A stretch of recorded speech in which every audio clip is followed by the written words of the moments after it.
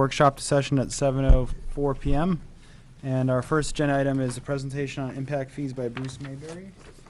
So please come on up. And I know you distributed tonight a kind of summary of state law, our history of assessment collection, and including dates, and the basis for the existing fees, and then some questions. So I've tried to boil it down to 2 pages, and it's really a set of notes more than a formal report or presentation. But yes, I'm Bruce Mayberry. I was the planning consultant that you hired back in 2000 to work on an impact fee assessment for the town and to help draft an ordinance for the town to assess impact fees.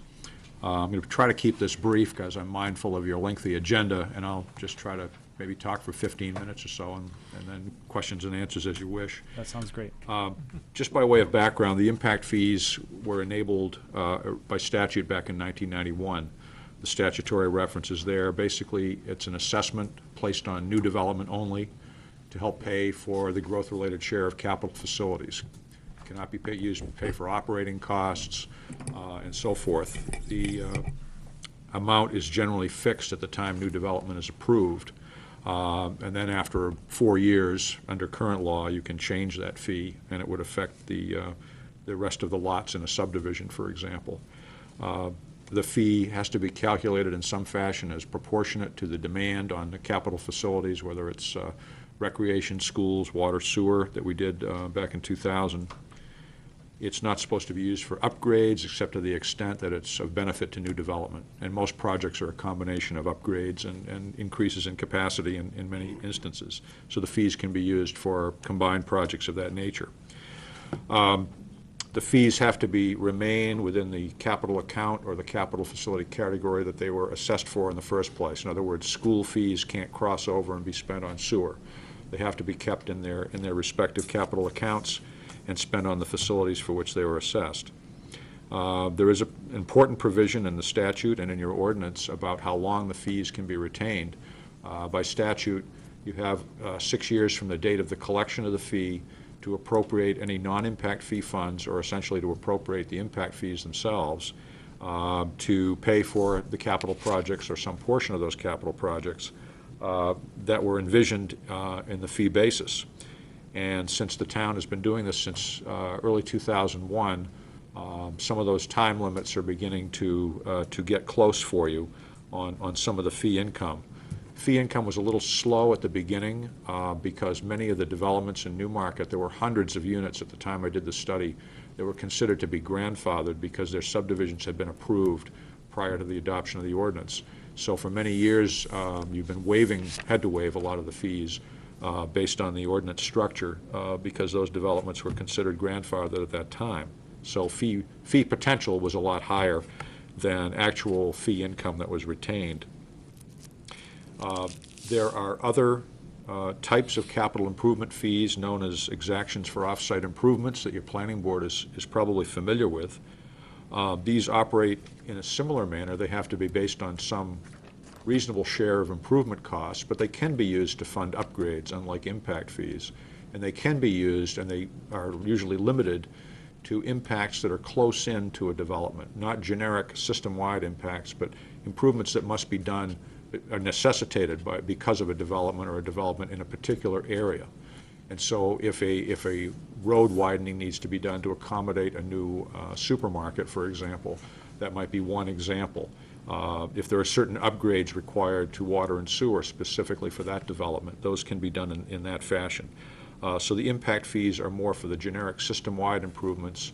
Off-site exactions tend to be for development-specific locational improvements.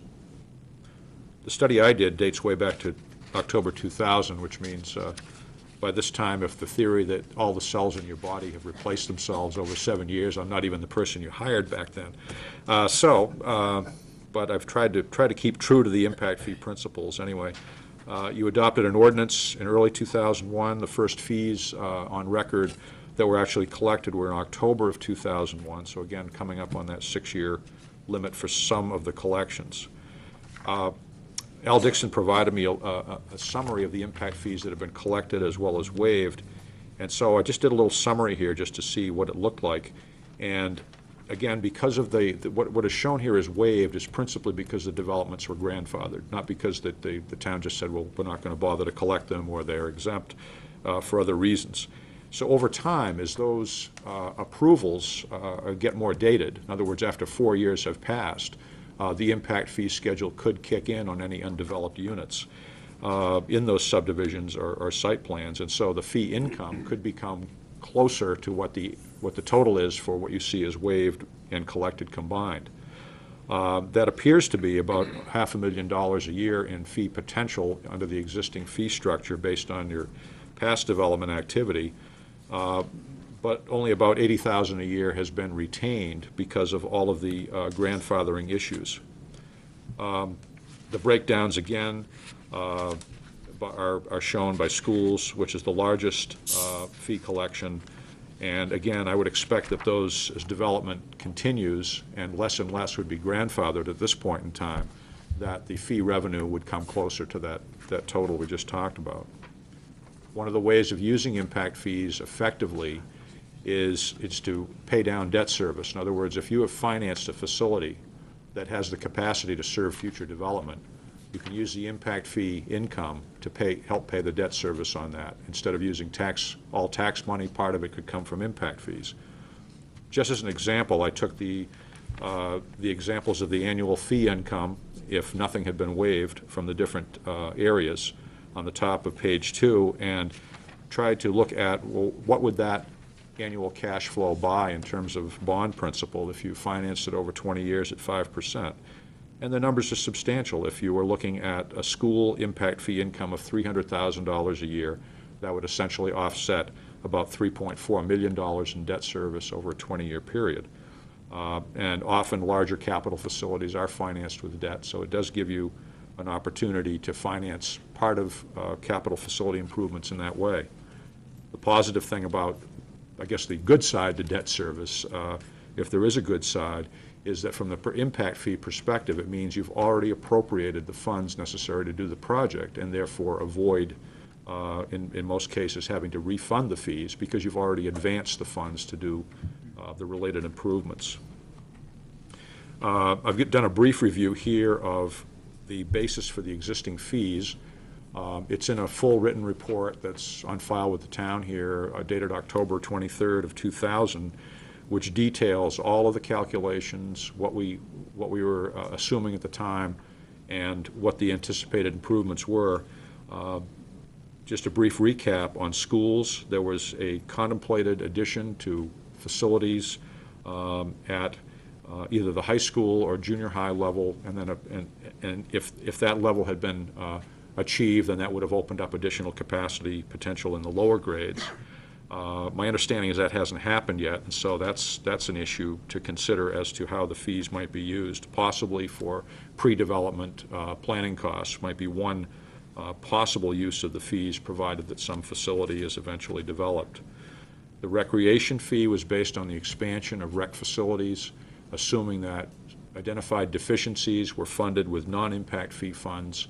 At the time, we were looking at a ratio of a need to match impact fee income about 2 to 1 with other funds, either from donations or town tax revenues or other funds. The wastewater treatment facility impact fee was based partly on recoupment of past investments in the treatment plant capacity, major interceptors, 2 pumping stations, certain force mains, and then also based on a small portion of anticipated future improvements that were related to expanded capacity of pumping stations. At the time, I think there's been at least other engineering reports have been issued since this report was done. I think one from Dufresne Henry that I saw a section on from 2001 that came out just after this was done. So certainly the capital basis could easily be updated, I think, based on current engineering and plans. The water treatment facility was another basis for impact fees because of the longevity of availability of capacity in that. Although it wasn't operating at the time, it was funded with the intention of providing capacity for growth. So many of the capital basis for many of these was quite limited. It was, I think, fairly conservative in a lot of cases. It did not try to encompass every possible capital improvement. but only those that we could identify as reasonably growth-related at the time. I think in summary, there are some questions to consider. When fees are this old, you definitely want to think about updating. And I'm not saying that from the point of a consultant that wants to do it. I'm saying that from the point of trying to make sure that there are not, that the fees stay true to the capital improvements that are being developed, and that they're updated appropriately. I'm updating some fees now that haven't been done in 6 or 7 years, and when they go up 30, 40, or 50% in one jump, it's kind of a shock, and it's maybe better to do them more frequently and look at 3 to 5% increases a year instead of one big lump sum. Some of the fee collections are beginning to age. There's probably a need to determine whether certain facility deficiencies will be made up by using town funds or other funds, and to do the whole realm of improvements. You've also done a new recreation master plan that looks pretty ambitious, and I think that would be well to revisit the whole basis for the impact fees, looking at the recreation plan, which was not available at the time I did my study many years ago. And I think in general, we just want to go back periodically and make sure that the capital basis is properly reflected in the fees, so that the fees can be allocated to projects that are really going to happen, so that you don't end up with a need for refunding, which is the last thing any of us want to do. You want to retain those funds, but there are practical limits on how long they can be held. And I don't know if that was 15 minutes. I guess it's pretty close. That's as compressed as I can do it at my rate of speed. So I'd be glad to try to answer questions in the time limits you have available. I had a question. The ability for the town to adopt new fees, you said there was a 4-year period. So if I had a development that was approved 6 years ago, and I built some of the units but not all of them, and the town changed the fees, those new fees would apply to that portion 4 years after My understanding is that based on the changes to the statute, and this might be something you need to change in your ordinance to reflect that, is that the traditional grandfathering clause that pertained to lot development, an exception was made for impact fees. So the vesting is of limited duration with respect to impact fees. Other aspects of the development may continue to be grandfathered. That's RSA 674-39. And again, I would want to defer to your own town council on interpreting that, but I think the popular interpretation, at least from New Hampshire Municipal Association law series, is that can affect new development. So if some of the ones that were being waived, if we revise our amendment or ordinance to clarify that, and we got the opinion that way, so we understood that was the right way to do it. If some of the approvals from the 80s came to the planning board and got their site plans approved for the new proposal, you're saying they would be subject to it potentially? I think that anything that's more than 4 years old, 4 years from the date you adopted the ordinance or started to assess the fees, when the fees became effective upon adoption of the ordinance, I believe, which was February of 2001. Yeah. So 4 years after that, unless there were special agreements with the subdivision or site plan at that time, and any older lots of record, all of those should be, in my opinion, subject to the fees. Again, that's a legal issue. I don't want to give you a legal opinion on it, but that seems to be the predominant view. So if there's some funding obviously that is up for decision-making by October 25th. And if for example, we attempted to build new fields and spent $40,000, $50,000 to do so, but then the council decided not to do it. Are any of those expenses usable against impact fees, or is it just because we didn't actually go through with it, the studies, the plans? It's possible. I'd have to look at what our original assumptions were, but there were quite a few deficiencies we listed to try to apply any reasonable standard. There were, I think, deficiencies of several ball fields, tennis courts, a little bit of acreage that needed to be acquired. I think if all of those things were done or on their way, certainly you could retain some of the fees.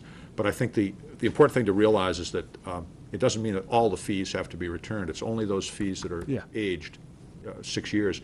And because not too much was collected in late 2001 or 2002, I think there's a little bit of time before you'd have any big refunds, because the waiver issues, I think, were the big deficit there in terms of limiting your fee income.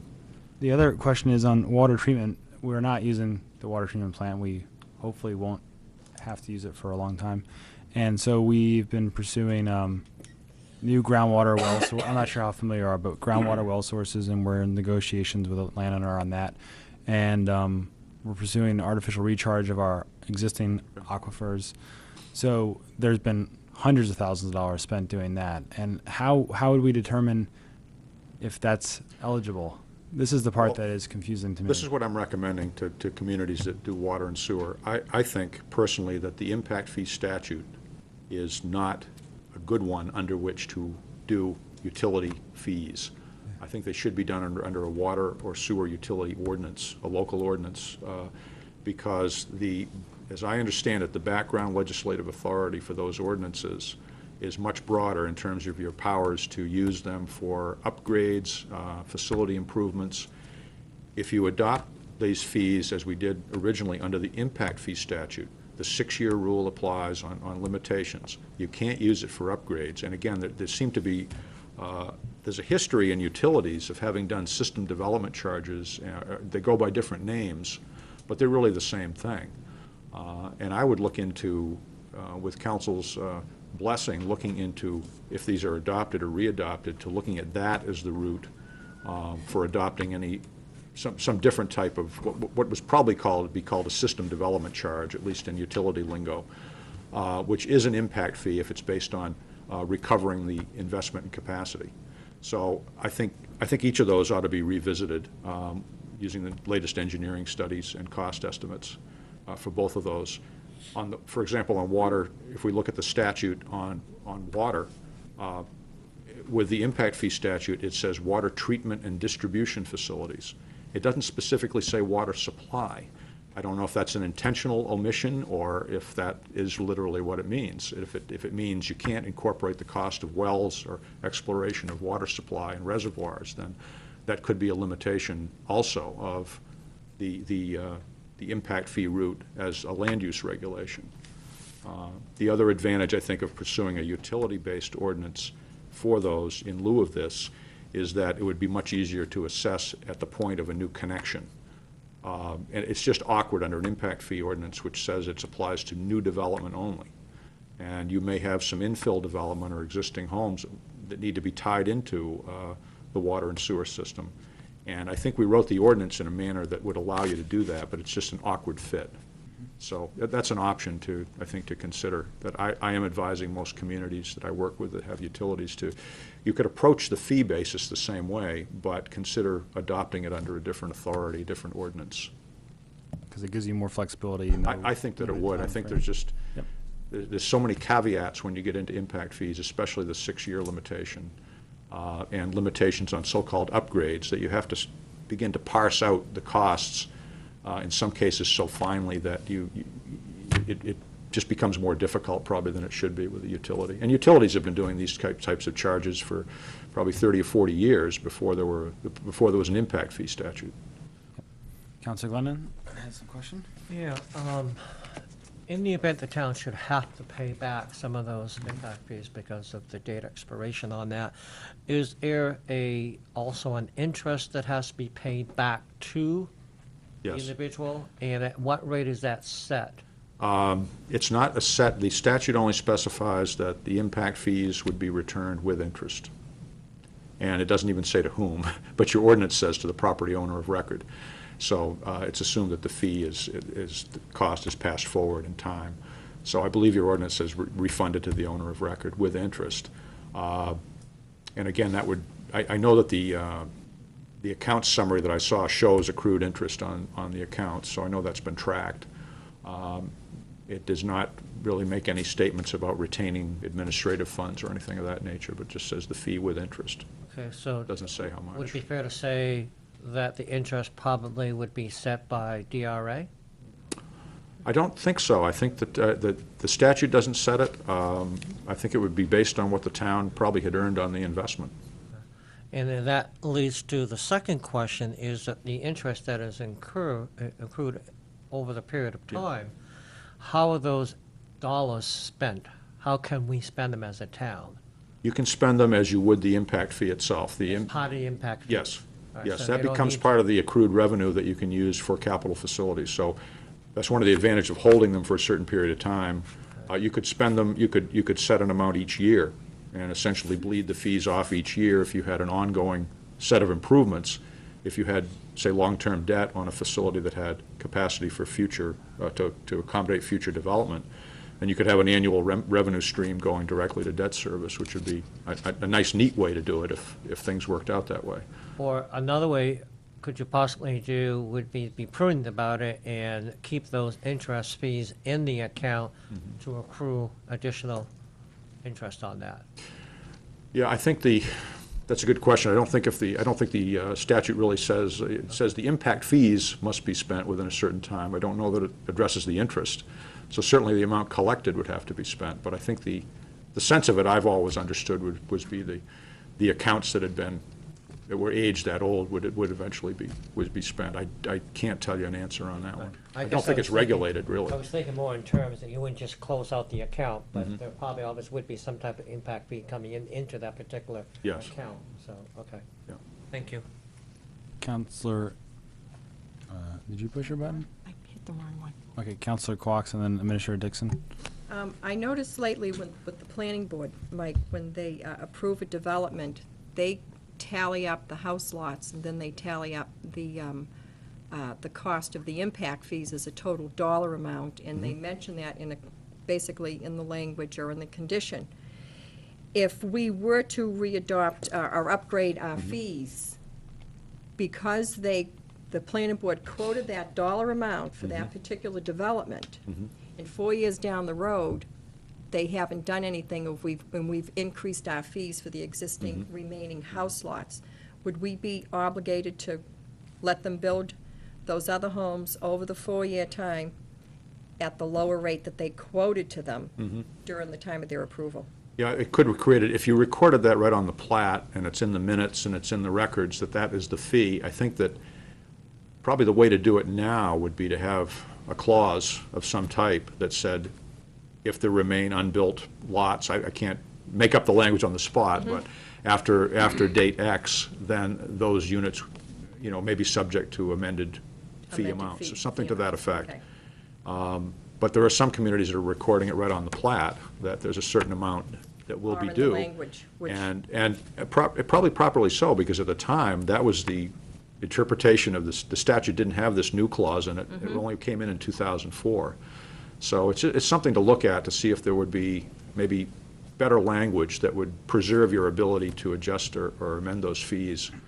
After a 4-year period? Right. Okay.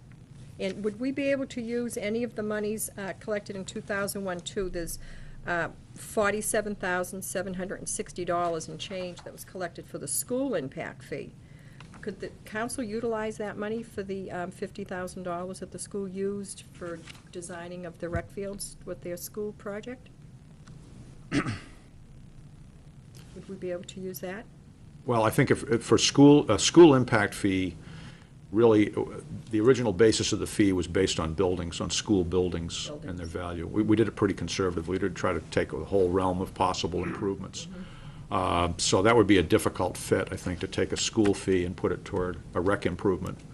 So I think probably the school fee would have to stay within, could be used perhaps for some pre-planning or soft costs for finding solutions to long-term, capital facility needs for the school district. That might be an eligible use, but it ought to be followed by some bricks and mortar project at some point.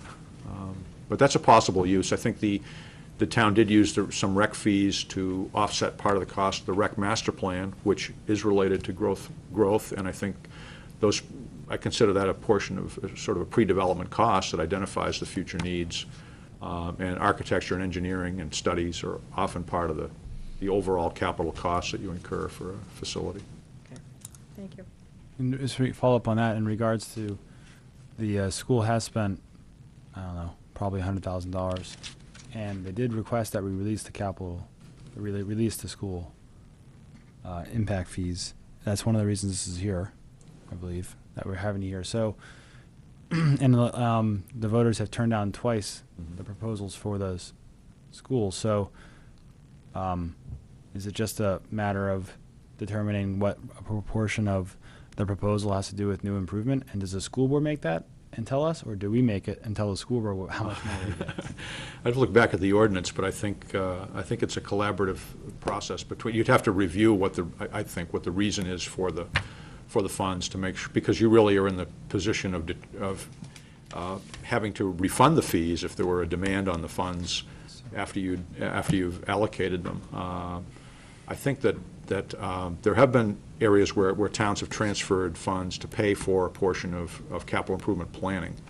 I think that would be consistent with the basis of the fee. So it's the town's responsibility as the collector of the fee and the imposer of it to decide if it's appropriate.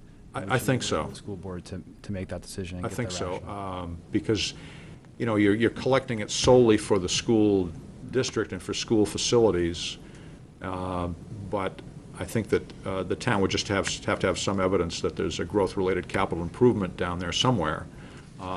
There are a lot of towns, for example, that would simply, and this is true of cooperative districts as well, that take their school impact fees and when they're billed by the cooperative district or their local district, simply use the impact fees to offset part of their apportioned tax cost, assuming that will be offsetting a specific capital improvement that is part of the budget. So there has to be some linkage there, I think, at least in terms of the dollar amounts that have been spent. But I think it probably is incumbent on the town to make sure that that you feel it's consistent with the purposes that the impact fee was collected for. Fortunately, there's no rule book, and it's all based on hopefully reasonable action by all parties and interpreting the statute and what it means. Administrator Dixon? Yes, I've kind of interpreted that it's the school board's responsibility to do similar to what we do, develop a justification in accordance with the methodology that was adopted, and in most or all cases, I've consulted with Bruce Mayberry, who developed that methodology. So I would think that we would look to the school to develop the case to bring to you, not just a request, but with documentation that there is a justification for using the fees for said purpose. And to that end, I did talk to Superintendent Kathleen Murphy, and I'm going to try to get her together with Bruce to discuss the possibility of her utilizing, or the school utilizing, portions of the impact fees that have been collected for the preliminary planning and everything that they've been doing. And hopefully that will lead, as Bruce says, someday to a bricks and mortar type project. So if she can do that between now and October, then the school's got the biggest amount of the impact fees in question. It'd be possible that you wouldn't have much of anything to reimburse. I do think we're going to have to reimburse those attributable to the recreation fees at this point, it looks like, because we don't have a project that will be applicable. But that's a very small amount, but nonetheless it'll have to be refunded. And I think during the last budget process I recommended that we look at updating and perhaps expanding the impact fees to different areas, such as the fire department. We have expanded capacity there now in the ambulance service that needs to be looked at, where we didn't have in the last time. We have a complex now. Bruce couldn't justify looking at our existing complex because it was so deficient. It's not deficient anymore, and there's some huge capacity there for growth, and there's a chance to capture, some of that investment. Any other questions for Mr. Mayberry? Or okay. Just want to say, I think Al is correct on that point about the school-town connection, because there are communities where paper does pass back and forth with the school district justifying the reason for use of the funds before the release. So. Well, with that deadline in October, I expect that you'll be being asked to meet with them in September, so we can act in October. Councilor Glenn and then Councilor Cox. I just want to be clear on something. You're saying the impact fees can be used for growth.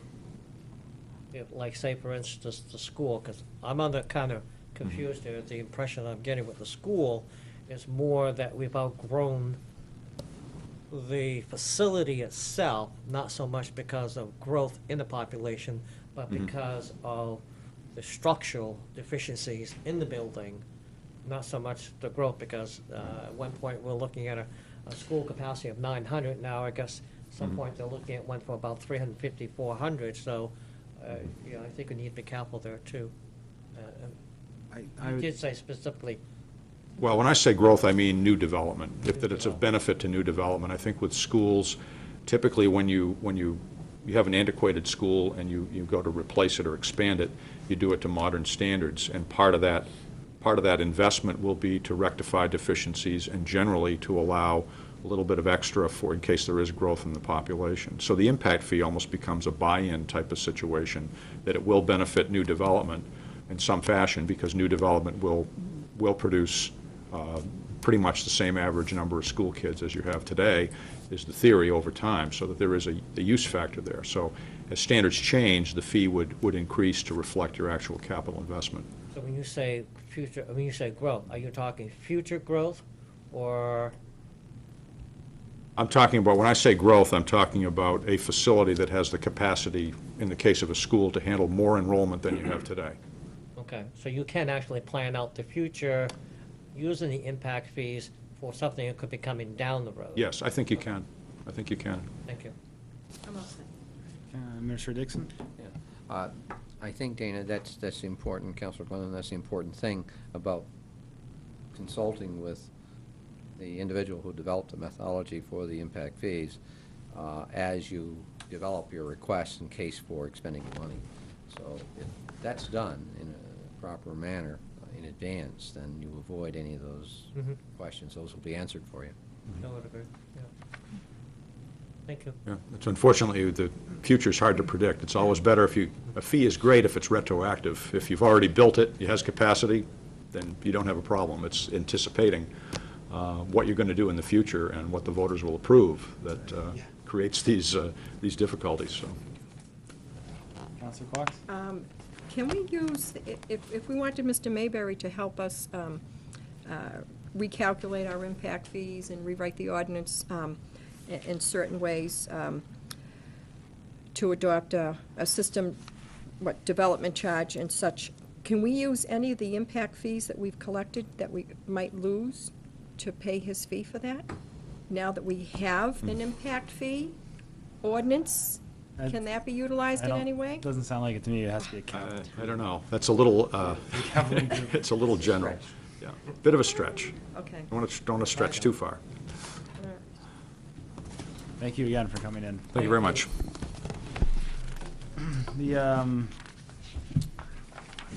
So I assume the councils would appreciate it. The administrator did follow up with the superintendent, and we got some formal response with justification by the end of September, which would give us the month of October to act.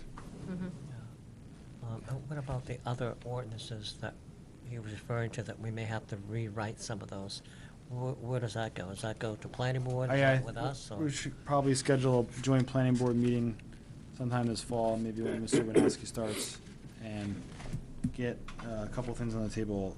Yeah. That plus the utility ordinances and And expanding the impact fees to We're other looking at it, areas? yep. Okay, prior to budget approvals.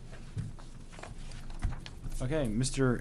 Peter Garrett is here from Emery and Garrett to give us a final report on groundwater recharge pilot program. And there was a report in our packet. There's another one on your chair today that has some sentence changes, but Yeah, nothing. a few sentence changes. So I'm Just- sure you'll share with us which ones those are. Yes, I will. I would correct that it's a final, say report. It isn't. It's more in the nature of an update. Okay. And it's an update because we've come to the end of the second column test. If you recall, we found that the water from the backwater of the Piscassic River wasn't wasn't suitable for this purpose. But we then did a test on water that we knew was better quality, but was further away in the main stem of the Lamprey River. So we've completed that test. It went on from March until the end of last month. And I've got a summary here, which you have in front of you, which I'm going to go through. Okay. And you can ask some questions at the end. And how long have I got? 10, 15 minutes? 15 minutes would be a good 15 mark to minutes. shoot for, and I'll then get we'll it follow down with then. questions. I won't make it longer than that. Okay, so the first thing is, in this previous work, we did some work up at the Bennett well site. And at the Bennett well site, as you may know, there's a gravel pit several hundred feet from the Bennett well itself, and that has been used for recharge before at a rate of, I put it down here under point number 4, 250,000 gallons per day averaged over 1 month. And at various rates it went on through 2002 to 2004. So we know that you can pour water into that aquifer and it makes a difference. It raises the water level there. So what we're proposing to do here is to bring water from the river and use the aquifer sands to actually treat and to clean the water from the river, such that when it gets to the well, it's essentially the same as groundwater anyway. And that's the whole of the purpose of this.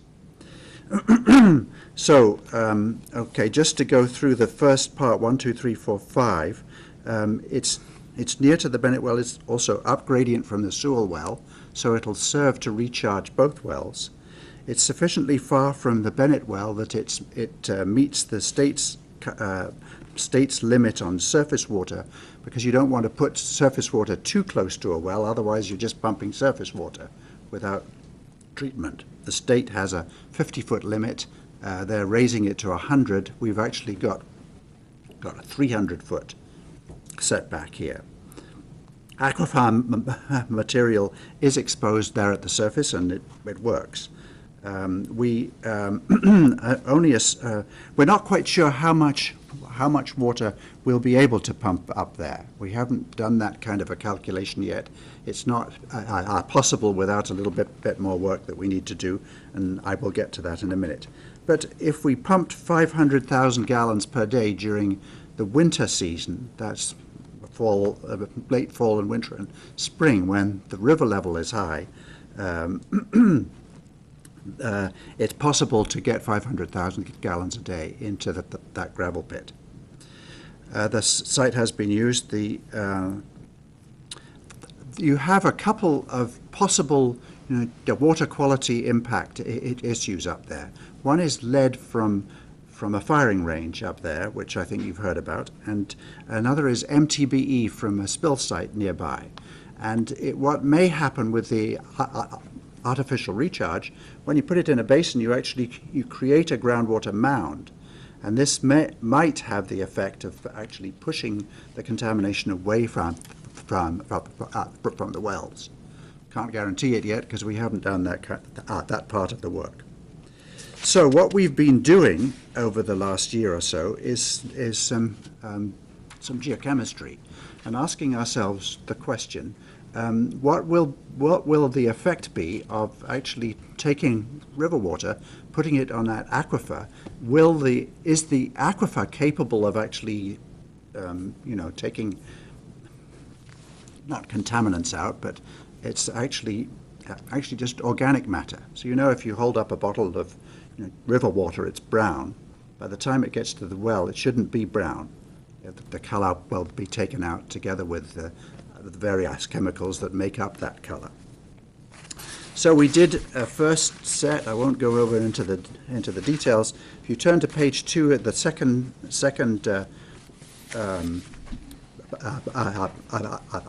paragraph, and then 1, 2, 3, 4, 5, 6, 7, 8, 9. What we did was to take a 9-foot column filled with aquifer sand and use that as in an unsaturated condition. In other words, like as if you poured water on a recharge basin in a gravel pit, and it went through the part above the water table. At the Bennett site, it's about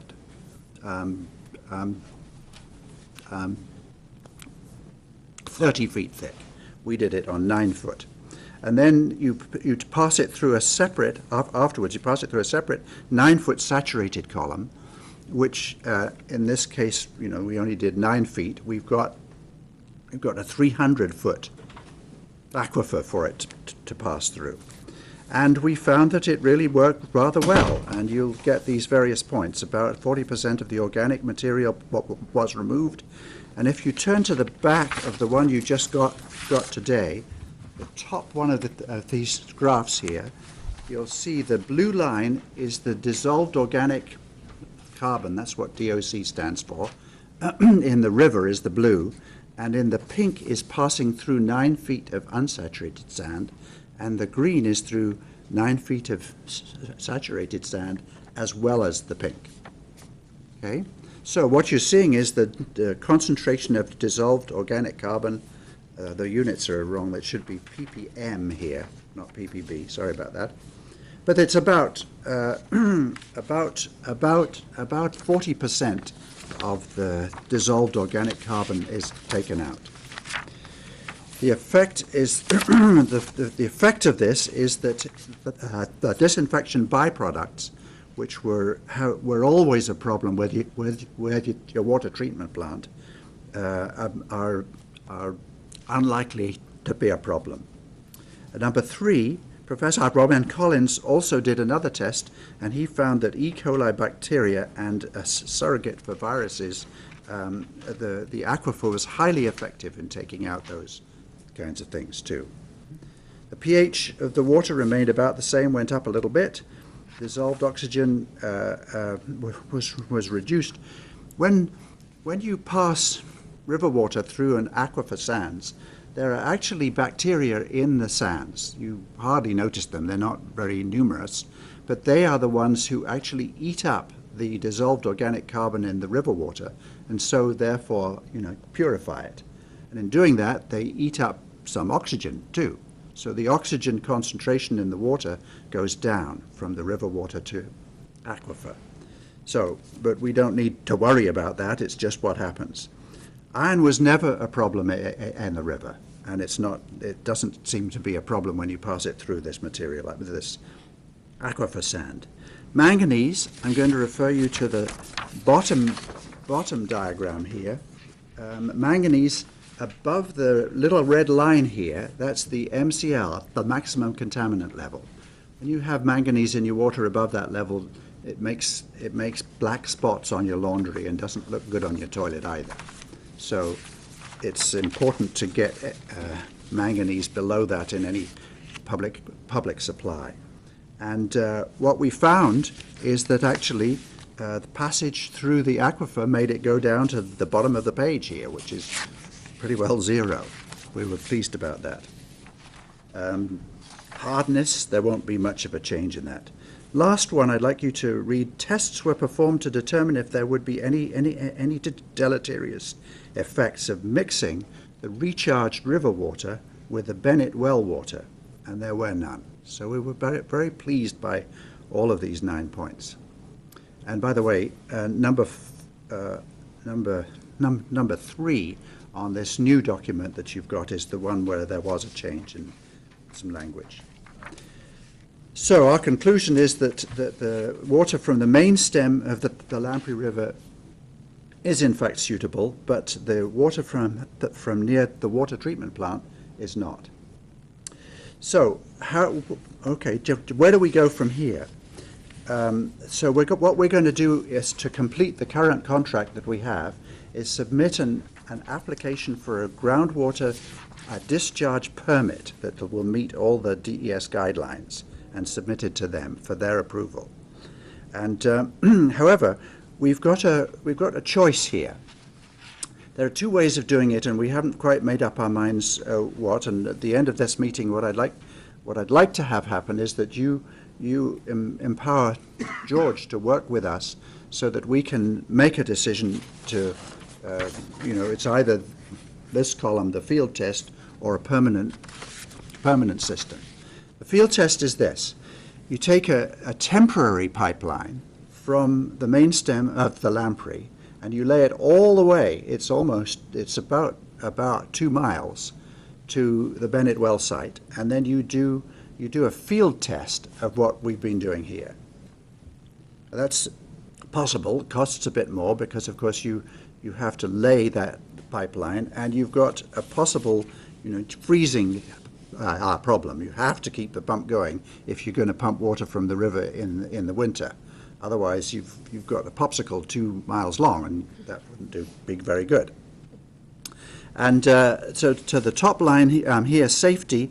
There is an advantage in doing a field test because you iron out all the bugs doing that field test. However, we feel pretty confident with the data we've got from the column test, and DES has told us that they'd consider either option. So we haven't quite got to the point yet of which one might be worth it. So the proposed scope of work, we haven't got a budget for you now, but we'll be coming up with that either when we give you the report, that application I talked about earlier, or else a month or two later, we'll give you a budget for these items. But the next phase will be a design phase, which will include all of these bullet items here, not in any particular order. Permitting for the new intake on the Lamprey River. Groundwater modeling to find out how much water we could actually pump into that aquifer. Consideration for the possibility of a third gravel-packed well up in that aquifer. The design of a monitoring system so that there would be some new wells in there, and we'd obviously have to monitor what we're doing, make sure that things are going right. The design of a raw water pipeline and its route from the Lamprey River. Let me just pass over to a map here, just to let you know the Bennett well is about here. It says Route 152 comes down into town here. Say the water treatment plant is here, so it's possible that a route could be from there across country to the road, along the road, and then to the Bennett well. But what we want to get is water from this part of the Lamprey River. And so we can either lay a pipeline in the river up to here and have a pump station at the little park here. Or we could lay a pipeline all the way up in the river around that little point here, and then along the river right down to here where you've got a mill, and it's possible that we could use some of the space in the northern end of that mill for a pumping station. We can't give you the numbers yet, but those are two options that we've thought about. And there's a third one, which I bet you don't want to even think about, which is to come up Elm Street, because then you'd probably have to dig up Main Street again, and that doesn't sound too good, does it? But that is, it's there. So the timing on this, if approved by you, the following is a possible schedule. Fall 2007, we submit this, but we intend to submit it in October, this permit. Winter 2007 and 8, we get DES approval. Spring 2008, we do those tasks that I just listed here. Summer 2008, we could possibly bid and get easements for going across country here. And fall 2008, it's possible that we could construct with a pump house piping and recharge basins. So it's possible, I don't say it's likely, but it's possible that all these things could be done so that you could get this up and going by the winter of 2008 and 9.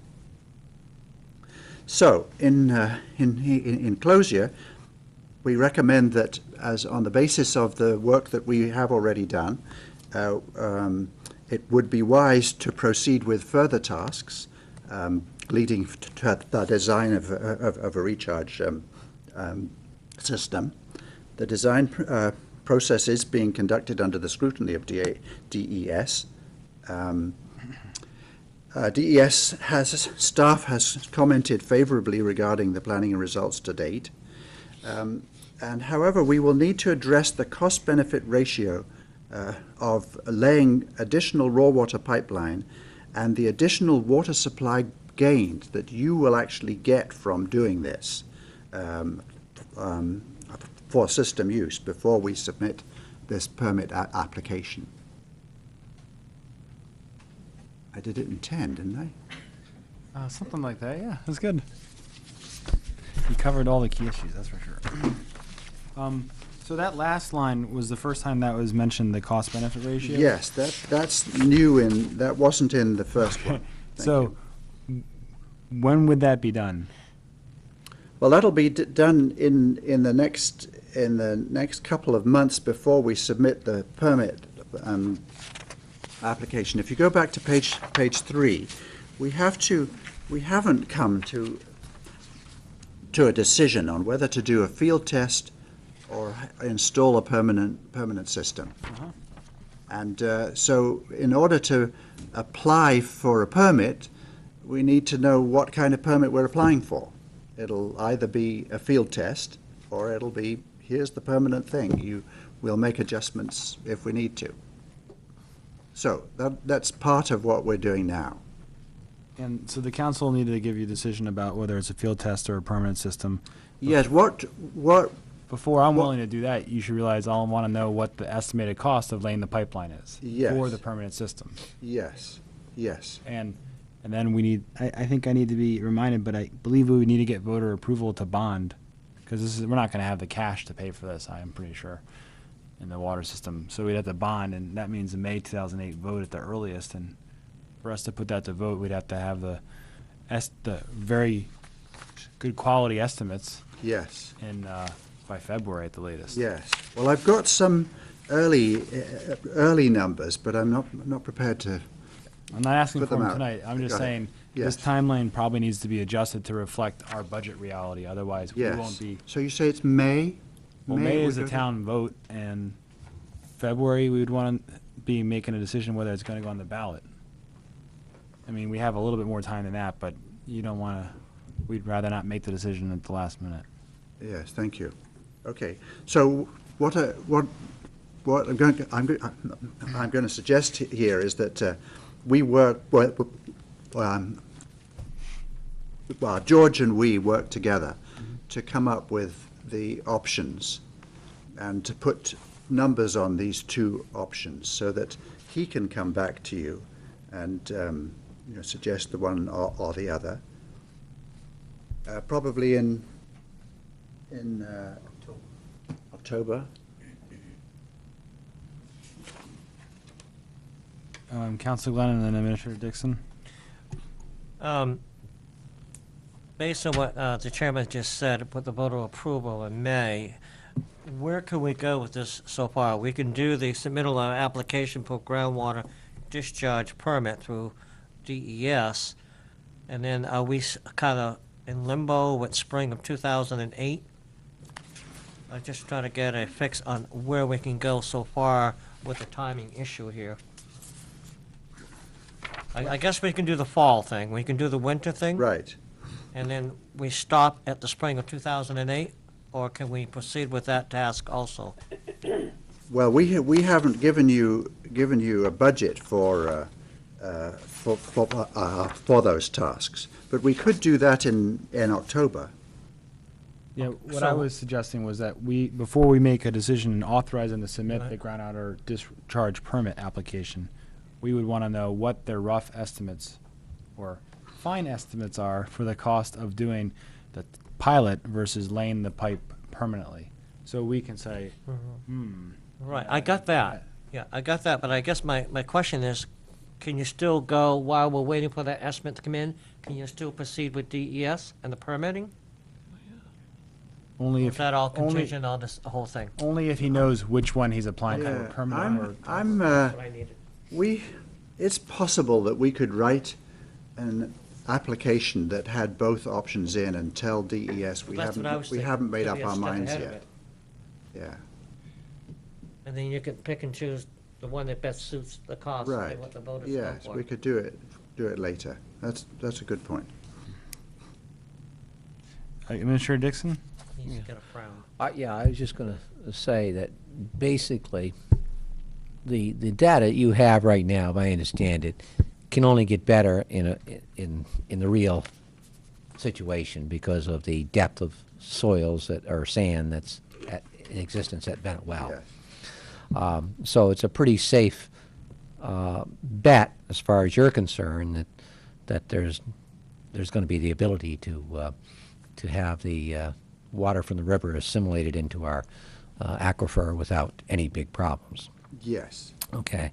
With that, at this point, if the council made a decision to have you submit the application for the permanent pipe, let's say, if that was the case, that can proceed without any delay at this point, correct? Once they make that decision. We could, yeah, you Yeah. could make that. And I guess to nail this down a little bit, without nailing you to the wall and putting your feet in cement, there is a ballpark figure that you had for the overland pipe for the field tests, and Yes. that gets quite pricey, doesn't it?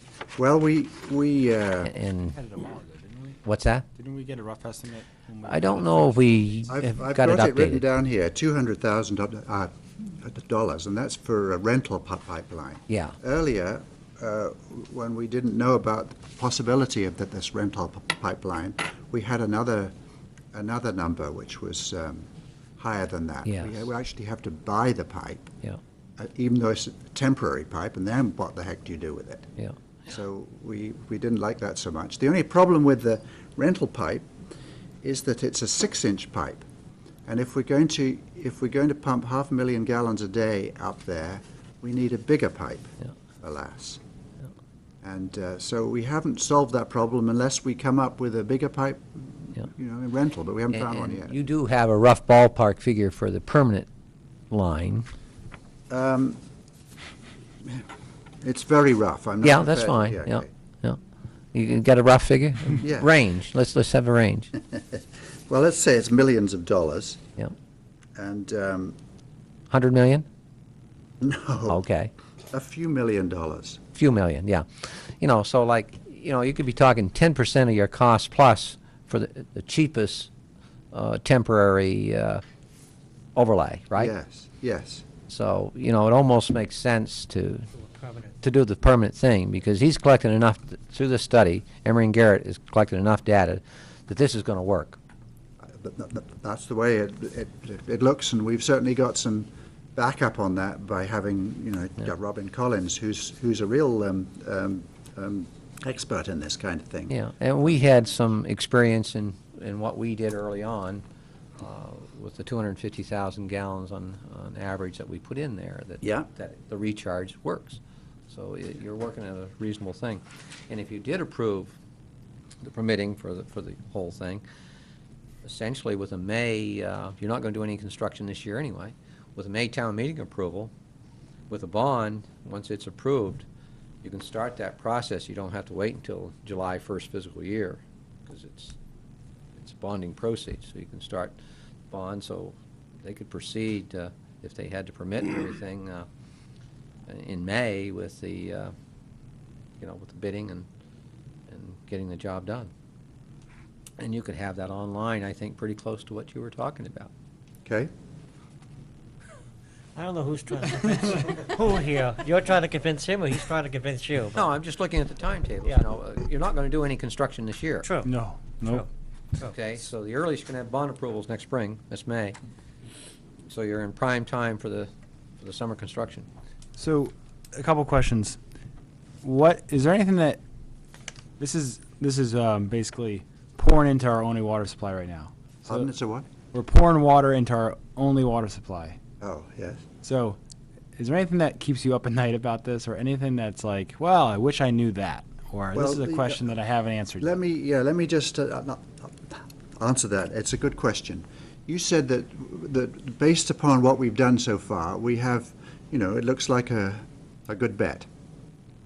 That is all the work that we've done so far is on the quality issue.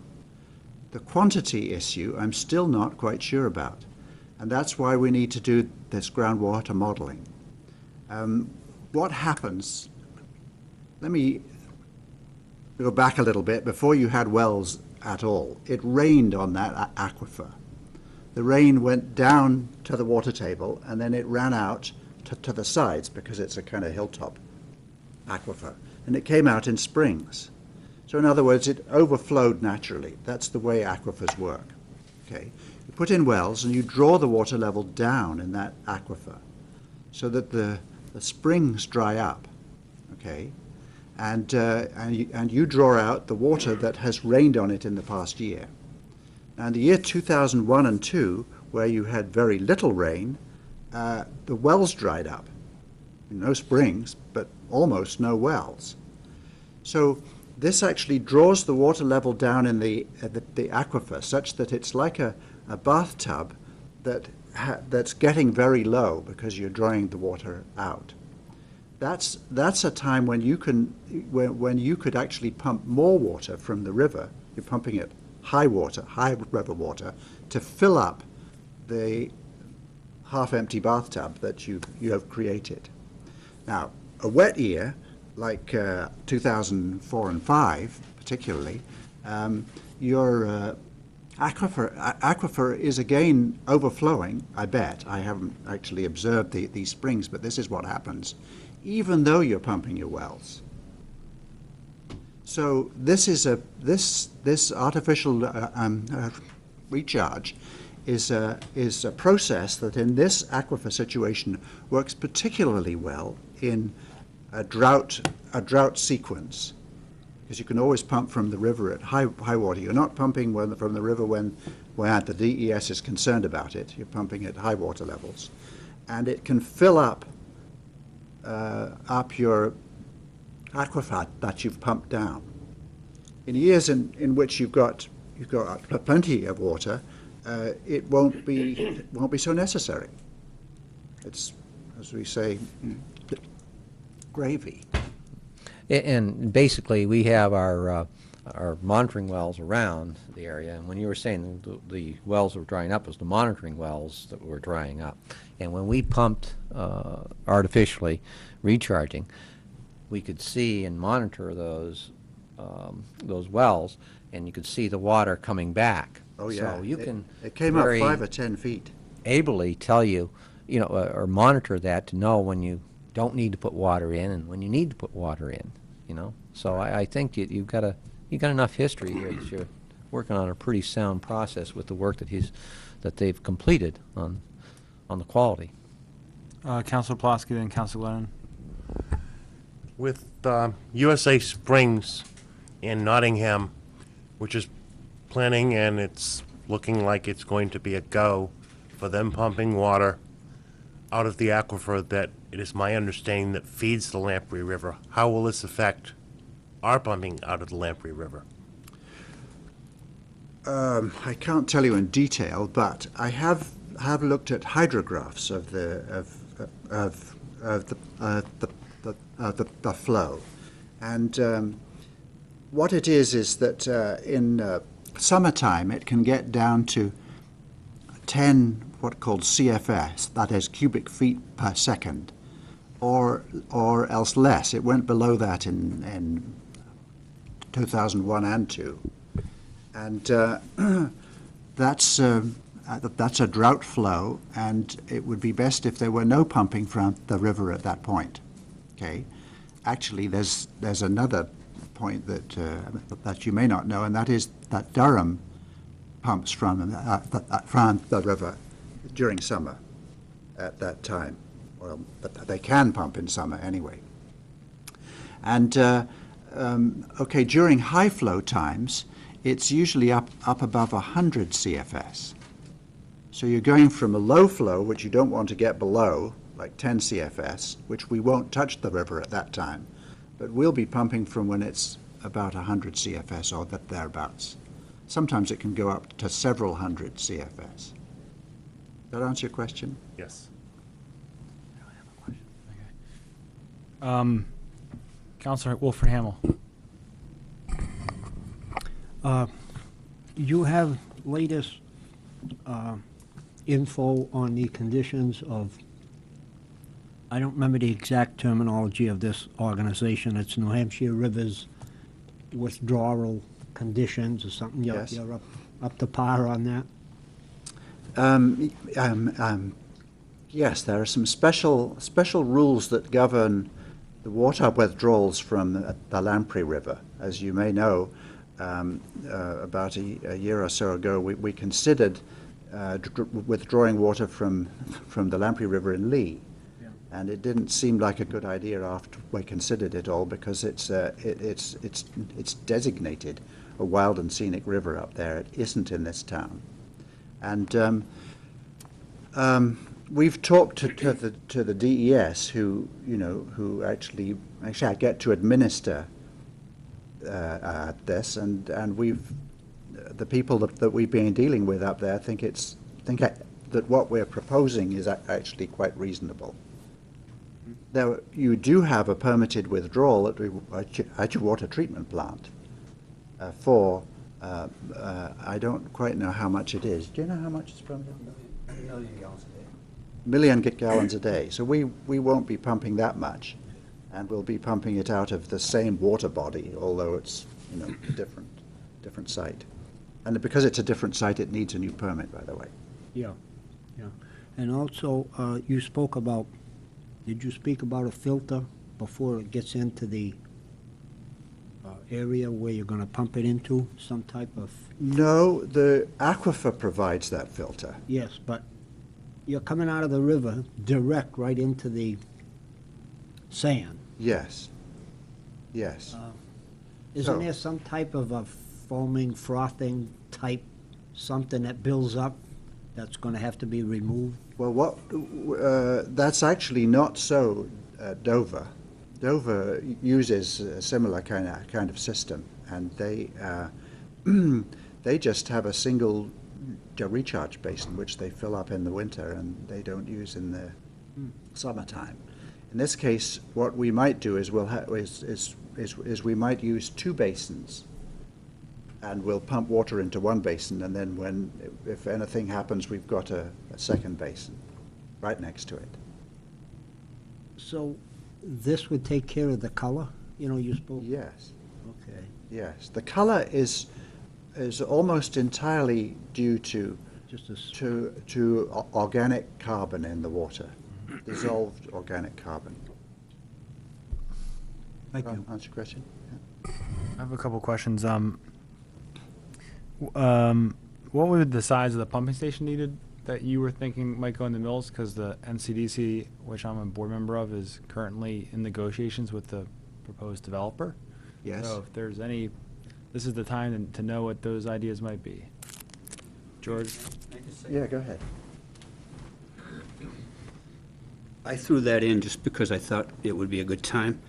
At the end of the mills where the overhead doors are down on the bottom, it would be ideal to put a pump in there and pump from the dam where we've been taking all of our samples for the pilot, which is at the end of the river before it goes over into the tidal, Yeah. which would have, I think most of the environmental people would have their least amount of concerns taking the water out there. Yeah. It wouldn't affect the river, it's what's going over, it's the excess. It would be a direct point for a pump. Then we could, in my thoughts, lay a PVC line up the river and sink it into the mud.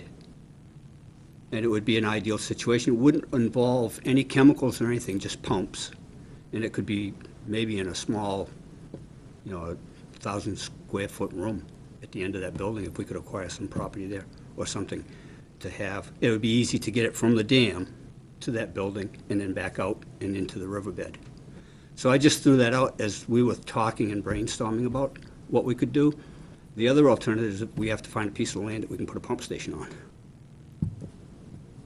So that's why it's in there. I just asked him to put that in as Now, something to. If we started withdrawing water from the Lamp River there, would swimming be not allowed anymore? Because I know a lot of areas where you take water out, like the reservoir in Oyster, you're not supposed to swim in the Oyster River Reservoir. So we have a lot of people that swim right there. I don't A know. lot of people.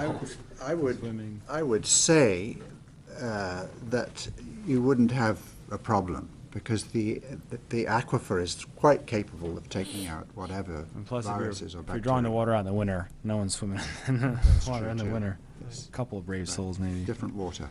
And is there, what's the height, what would the height of the aquifer have to be for it to be not beneficial? Do you know that yet, to add water? Or is that what the modeling will do? Yes, that's what the modeling would Okay. do for you. Basically, what point would we start making those springs and new ones again? Yeah. Administrator Dixon? Yeah, I think there's probably some options other than the mill down there too. There's, if you go across the Lamprey River Bridge, there could be a, yes, there could be an area there, and that might be a lot better as far as, and beneficial as far as the mill is concerned, rather than have the vibration of a pumping station there. And there's also the possibility, maybe a little difficult and, in a hurry, but I think Fish and Game owns a wedge of that, a wedge piece of land there, right, by the bridge and the dam. But it would possibly be large enough to erect a 1,000 square foot pump station. So there are some other options. I think you sidetracked me, and I didn't write down what I was going to. Al, hold on. Yeah. This 1,000 square feet is like 20 by 50. That's pretty big. So are we talking 1,000 square feet, or are we talking Well, I don't like know as it has to 150 be square feet? 1,000 square feet. Yeah. Okay. I'm let's see. looking at and being familiar with the Dover facility. I don't think they have anywhere near that big a facility. Okay, that's fine. Okay. Just wanted to make sure. I didn't miss And they've got two of them, one on the Bellamy, is it? And the Isinglass. We went over. Herb shaking his head because when he was on the council, he went over and looked at them with us too. Yeah, So they're being tiny. familiar. The other thing is, I think our reservoir is going to be much different than the reservoir for recharge that Dover has, because ours will it's a finer sand, a finer quality sand, and I think we'll be hard pressed to build up a body of water for retention. I think most of our, and I may be wrong, and that'll be interesting, most of our water, even at the 250 gallons a minute we were pumping, we didn't create any pool water. Right. So Well, you'd have to, I think, pump a powerful amount before you'd have a pool like Dover does. right. I don't expect a pool. I don't expect They that. pump 1.4 million gallons a day Yeah. into their reservoir too. I have one follow-up question. What are the, have there been studies, or what are your thoughts about the long-term capacity of the sand to continue this treatment? Because if elements like manganese are being withdrawn from the water, and I'm thinking of like the water filter that I use in my Brita, eventually it stops. It has no more capacity to grab it. So is that true with this, or is it somehow being used by the little organisms? Or so, at what point do you expect this filter to stop working, or am I just not reading it correctly? No, as a matter of fact, you've got a good point there. In some, okay, let's deal with not manganese first, but with the other organic matter. The organic matter is pretty well all of it biodegradable. Not all of it, but almost all. And the biodegradation happens, continuously. However, like a septic system, it after a while it begins to clog. Now, the way to get a septic system back in working order is actually to rest it. And one of the things that Rob-Ann Collins likes is that in this case we've got a plan to rest it, so that it should take care of the carbon. With the manganese is not very high here. It's not nearly as high as it is in some aquifers, and for much of the year, and I'm not quite sure how it is in winter, manganese is below MCL, and so I don't expect that within your lifetime or mine, there'll be an effect like this. By the way, many rivers, many well fields for many towns in this part of the world, New England as a whole, have wells right next to a river or within a few hundred feet of the river. And the river, many of our rivers have a manganese problem, and the wells don't seem to cause a clogging of the sand in between them. Thank you. Councillor Quox? Would it be advantageous to use any type of precautionary filter systems, either to detect any chemical contaminants or to remove some of the organics during the process of it going through the pipe before it gets discharged into the... Well, okay, that's a good question. And so one of the things that we've considered, and we don't quite know whether we put it into action or not, but if we have the pipeline coming up upstream for the Lamprey, then turning down beneath the railroad culvert there, going to the water treatment plant, there you have an opportunity to pre-treat your river water if you want to. Not to the level that it had to be done in order to provide a drinking water source for the town, but just sufficient such that you could put the water up onto the aquifer. Does that answer your question? Very good, thank you. Any other questions? Okay, so what's the council's thoughts about proceeding? I would recommend that we get that cost estimate. And You don't, or do? no, I do. I do recommend that we get that cost estimate. And actually, if I could speak out of turn, I didn't put my light on, but Councilor Glennon, go ahead. thank you. I guess I would echo Mr. Dixon's comment about, we have a reasonable feeling that this process is going to work, and to, follow the same recommendation that you had said, proceed here and go to the point where we can put it on the warrant, and that whole timeline, it seems like that makes sense, rather than just wait until we hear what the cost is going to be. Let's be ahead of the curve. Let's proceed to, the application and go with the full, rather than do the pilot test, I guess, do the full version of that and proceed with that.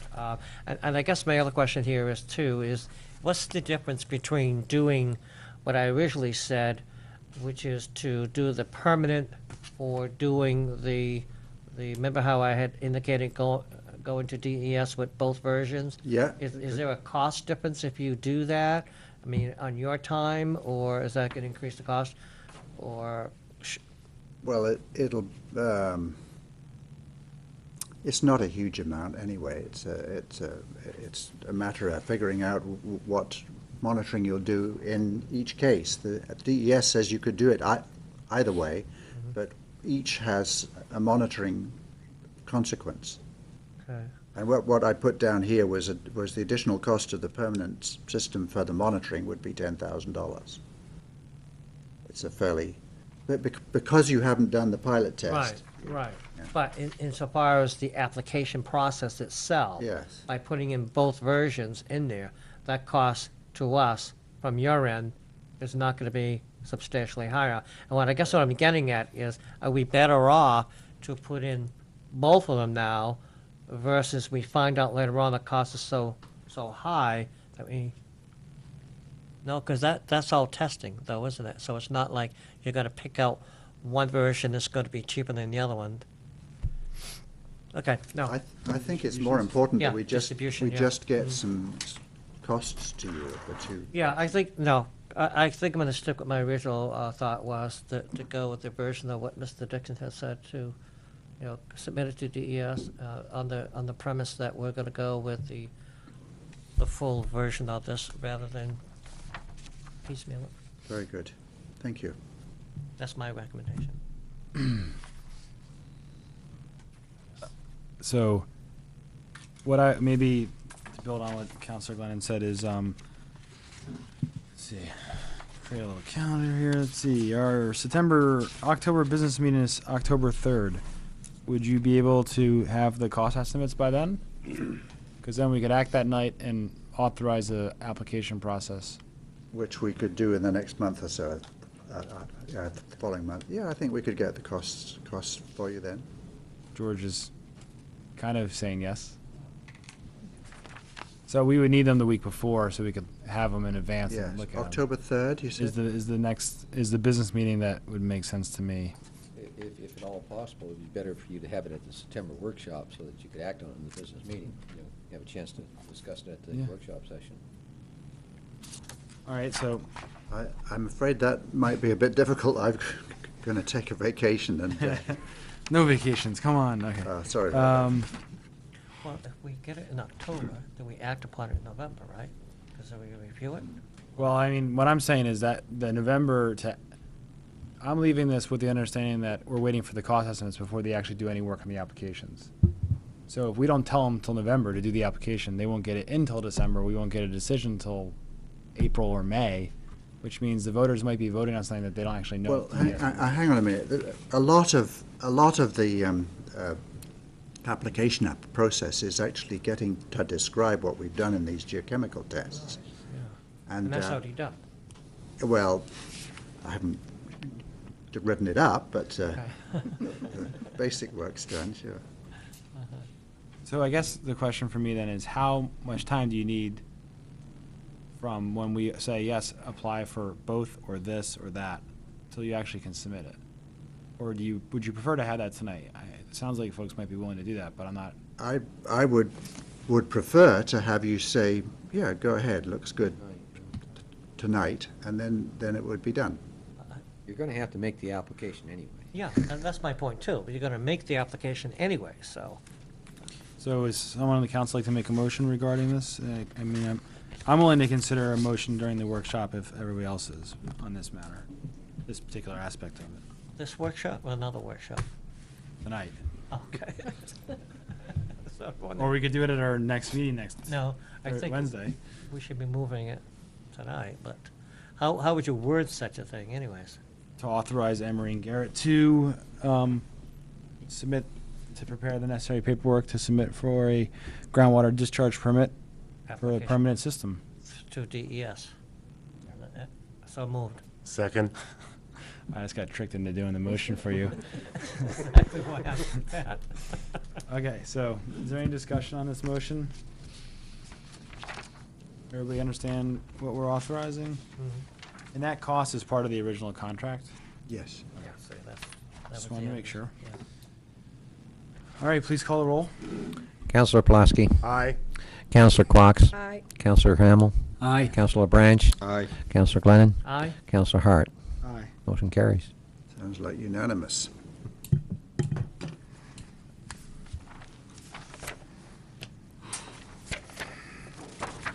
All right, so we'll be back.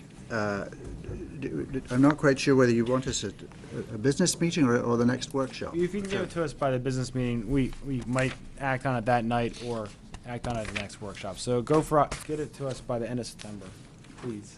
And that when you say get it, is The, this the the cost cost estimate. estimate for the design, it's, okay, Design and creation. yeah.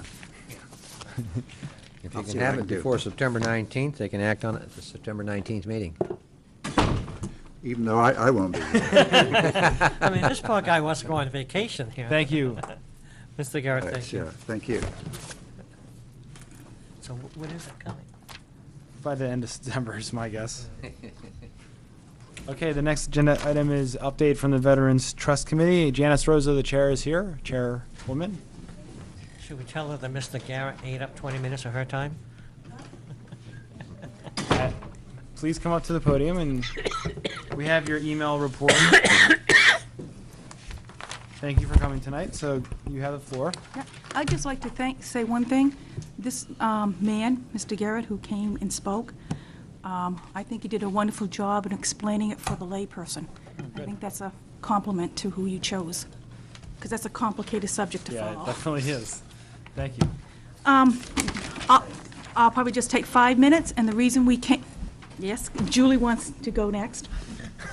The reason we came is just to let you know, we don't have a format to have a report to you like some of the other committees do. So every once in a while, we just want to pop up It's great. to let you know, okay? One of the concerns right now that we have is, and whose jurisdiction is it? Rivermore Condos is placing their, because of, the size of the street and accessibility, I guess, for them, their rubbish for recycling right up against the bandstand, all right? Now, we would like to have that problem resolved because we're putting a lot of money into the downtown area for renovations. Our committee has met with Julie and Dan and Diane Harding and Rick Molaski, showing them some of the ideas and concerns we have of fixing up and dignifying the area around the bandstand.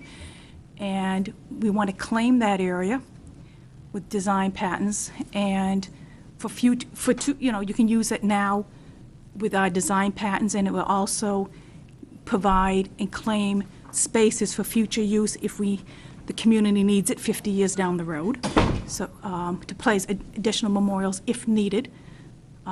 But anyways, our concern is whose jurisdiction is it to deal with Rivermore Landing regarding recyclables, and where would they be placed next year when the construction process and when it's completed. And I understand they're short in space too. I mean, everyone is, but it's not just a concern from the Veterans Committee. I've actually had members of the American Legion express it to me, and other community members, citizens, express the same concern. So we would like to have it addressed, and this gives the council and Rivermore Landing, we feel, ample time to come up with another location for the recyclables, because once the Veterans Committee with Rick and Molaski and Julie's and the town's approval, the design that may go in, it's going not to allow them to put it there. Okay. Okay? So that's an issue for the town council, I think, to resolve. I think that would be your jurisdiction to resolve that matter. Okay. Okay? Item 2 is, right now, we're in the process of collecting figures from different contractors for renovating the bandstand, and we're compiling a budget already for you. I want to make sure that we're under the impression that is our jurisdiction, according to a letter we have received once from Al and what our ordinance says. But before we go too far, I want to make sure, because I don't want to have people's efforts duplicated. It takes a lot of time to meet with different contractors to get estimates, and we all volunteers too, so we want to make sure that's, if you want us to continue it, to get the prices for the painting and remortaring and sealing the bricks, and then we have a design pattern that's being worked out to present to Julie, and a sketch for the area. But, and we're going to have water brought over. Right. But, if you people decide you don't want us to continue getting these prices, that's, I don't know if that's going to be fine with the rest of my committee members, but I think I need to know, because I spend a lot of time going down and meeting with different people, and if I'm going to bring a budget in and people are going to say, oh, no, that's not your jurisdiction, we've changed our mind, I don't want to be spinning my wheels out there. And I'm sure the other contractors don't want to spin their wheels either, if someone else is going to come in and throw a curve to us. So we need to get that issue resolved.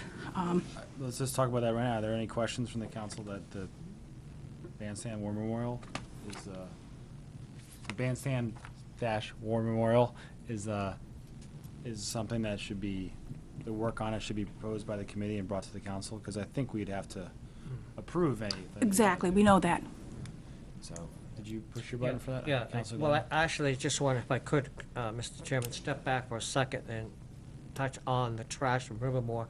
You're asking where you should get guidance on that. I would suggest you work with the town administrator and the code enforcement officer, because that could be a violation of putting your trash on town-owned property. My understanding is behind their parking garage, parking lot rather, they have a dumpster there.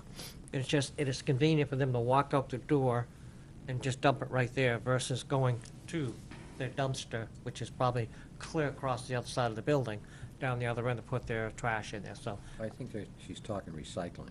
No, she's talking everything. 'cause Well, I've there's, seen there's everything. other stuff. I pick up I go down every morning to water the plants, Right. and most of the time I pick up the rubbish. Yeah. And There's orange bags there, there's recyclable bins there, there's everything there.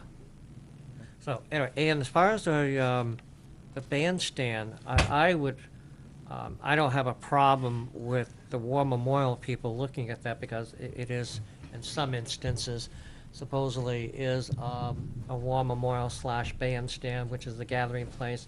Years ago, some of us all remember, they used to have dances out there, block dances and things like that. I would suggest that if you have any repairs, estimates, costs, or anything, certainly you should bring them to the council so the council can review that and make recommendations. Very similar scenario of what we're currently doing with the Arbor Garden. You know, the council's made approvals and we update the council on every step of the way that what actions were taken. Okay. That would be my recommendation. Counselor Quox? I guess with the trash, Dan should check the minutes when Rivermore was put in to see what the language was and what arrangements were made. And maybe just put another dumpster in the back and tell the residents they have to put their recyclables in that other dumpster to eliminate that problem. And if she gets estimates, though, for the work to be done there, would we still have to ask for bids if it comes to a certain amount of money? So she might be spinning her wheels if we're gonna have to go out and get a bid on it, if it's a certain amount of money anyway. Well, some of it could be done by the town DPW. So I'm not sure how that works, but. Any work over $5,000 for one job would have to put out the bid. Yep. So keep that in Well, your mind. painting's already up to over 3,000. But if you did the So if you put everything together in one different package, contractor, yeah. then it's not. Yeah, I'll keep submitting it to you to, Okay. then. Yep. Um, 5,000. Administrator Dixon, did you have something to Well, add? I think it's important that if the committee understands that you want work done next year, okay, that's what you're shooting Yes. for, that you should be getting the cost estimates together to go into the budget. That's what we're doing right now. Okay. I already met with several And, contractors. That, I've asked the department heads and division heads to be working on their budgets. It's that time, it has been that time, so I hope they're working on it. And generally, there should be a letter going out to all the agencies and committees here very shortly to get their budgets together, so by the end of September, if possible. Yep. Okay. The other, guys, we would like to thank Dana Glennon and the Arbor Park Committee before they have offered us a site in the Arbor Park. Did they change your mind on that? No, point of clarification. I want to be very clear that we didn't offer you a site. What we did was say, recommend that you look at this. Yep. However, the council has to approve of that location. So, Yeah. in the scheme of things, while we're having a design concept being done, in my mind, I've asked the designer just to keep a space back there for a possibility of some type of war memorial. However, it does need to get approval of the council. Right. Good. Okay. Yep, that's good. And I think the council will appreciate that we're looking at always town-owned land, so we don't have a price with private landowners which would add the cost up. Okay, there is considerable work being done at the memorial site at the library. I have a meeting scheduled, hopefully in October, with the library and the Legion. So there is progress being made on that. We would like the public to be aware that we are moving forward. I'm waiting for the state right now for the sign approval. That's been in the works, and we're just patiently waiting, and it's up to the state to make the final decision of the location. And we had the Advisory Heritage Committee members. We notified them, and we had them at the meeting, and Mr. LePage said he felt there'd be no problem with the design sign. We may have to ask the town to submit a letter for us, because what we're trying to do is place a sign a little more fancier than what the state usually allows. So we may have to come back and ask for a support, because the guy, usually the state signs, what they use is just the metal reflective signs, and we're asking for a sign with brass and raised letterings. So it may be, to get that little push to the state, it may be necessary to come back to ask for that little support from you. There is also work, I don't know who came in behind me. I don't know if there's anyone from my committee or not. No? Okay, I was going to, okay, let them speak.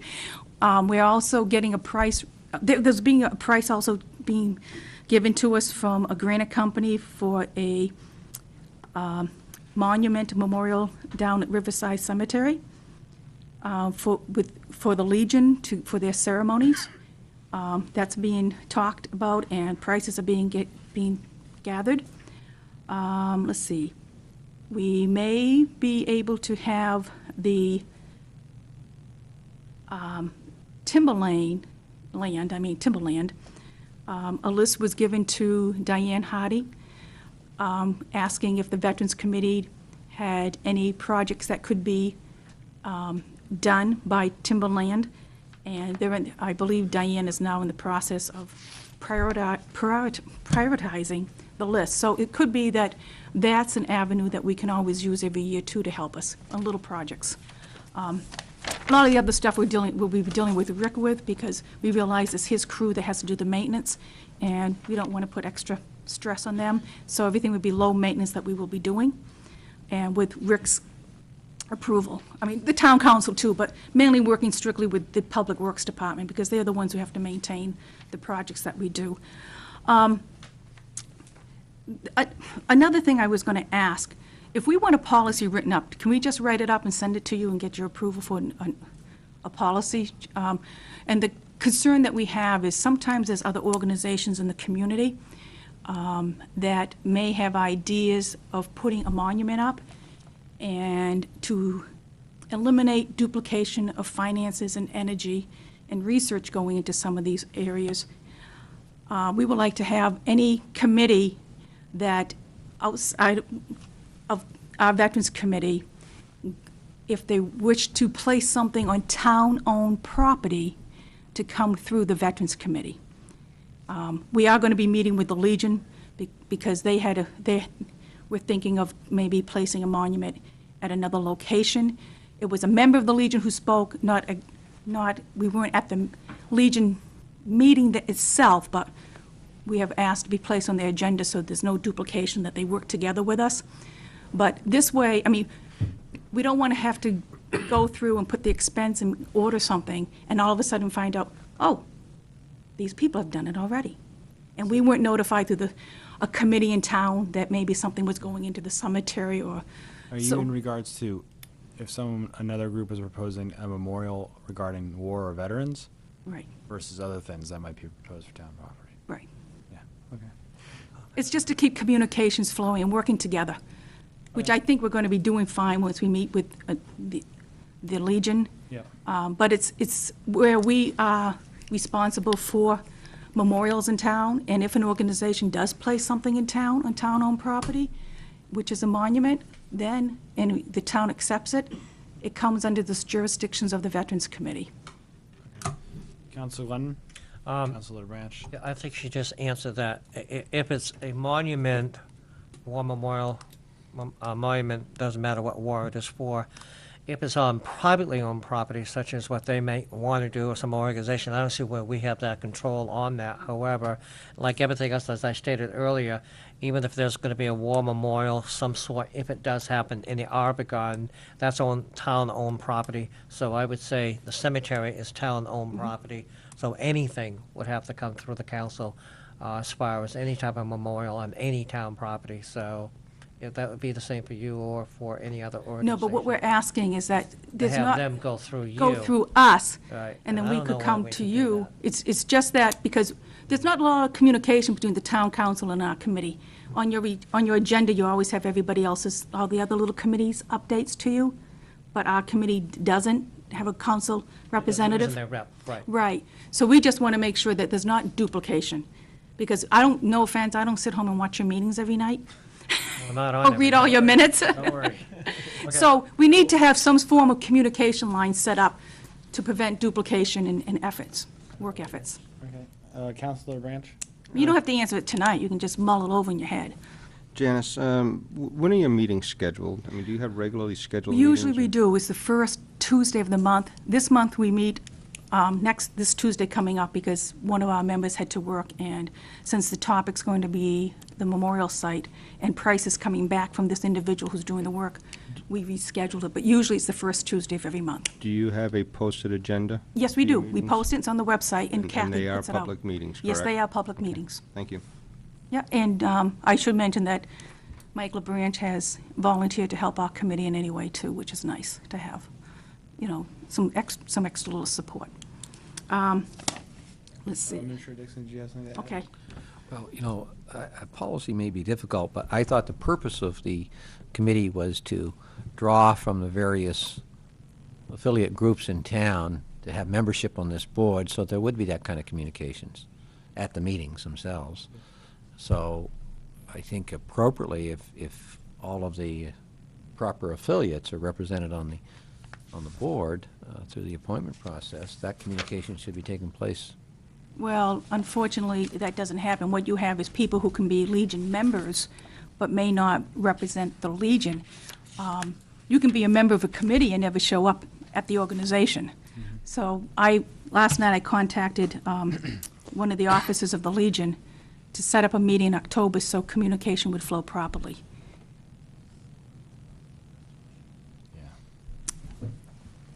Let's see.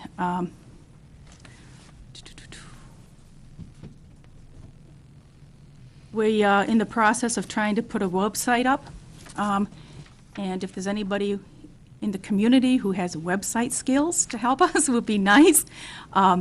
We use Channel 13, but what we want to do is branch off, because Mr.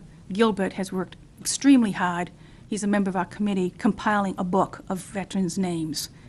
And we would like to have, there's other ideas we want on the website too, but that's why we're going to have an offshoot from like the Conservation Committee does. They have an offshoot, and we are working on that. And this year, we're very fortunate. I won't name the scout right now because has to finish his Life Scout badge, but once he does that, he will be working on his Eagles badge, and he is going to be working with the Veterans Committee, so we're excited about that. Let's see, really, that's what we just wanted to just briefly update you a little bit, so you know. And I do have a request, okay? All the other ones weren't? Huh? What'd you say? I said all the other ones weren't requests? No. It's okay. No, they were really comments. I'm just To joking. Go get ahead. communication flowing. I was approached a couple of times. We have the Historical Society talk to us, come to our meetings, and he asked me the other night, and I'm sorry, Rich, asked me, and I didn't know the answer, and I'm hoping that there's a citizen out in the community who may know this answer for us, or maybe the American Legion, before I get to see them in October. He had a request from an individual who wanted to know about the Grand Army of Republic, Chapter 18. We believe it's something on the idea like a legion would be.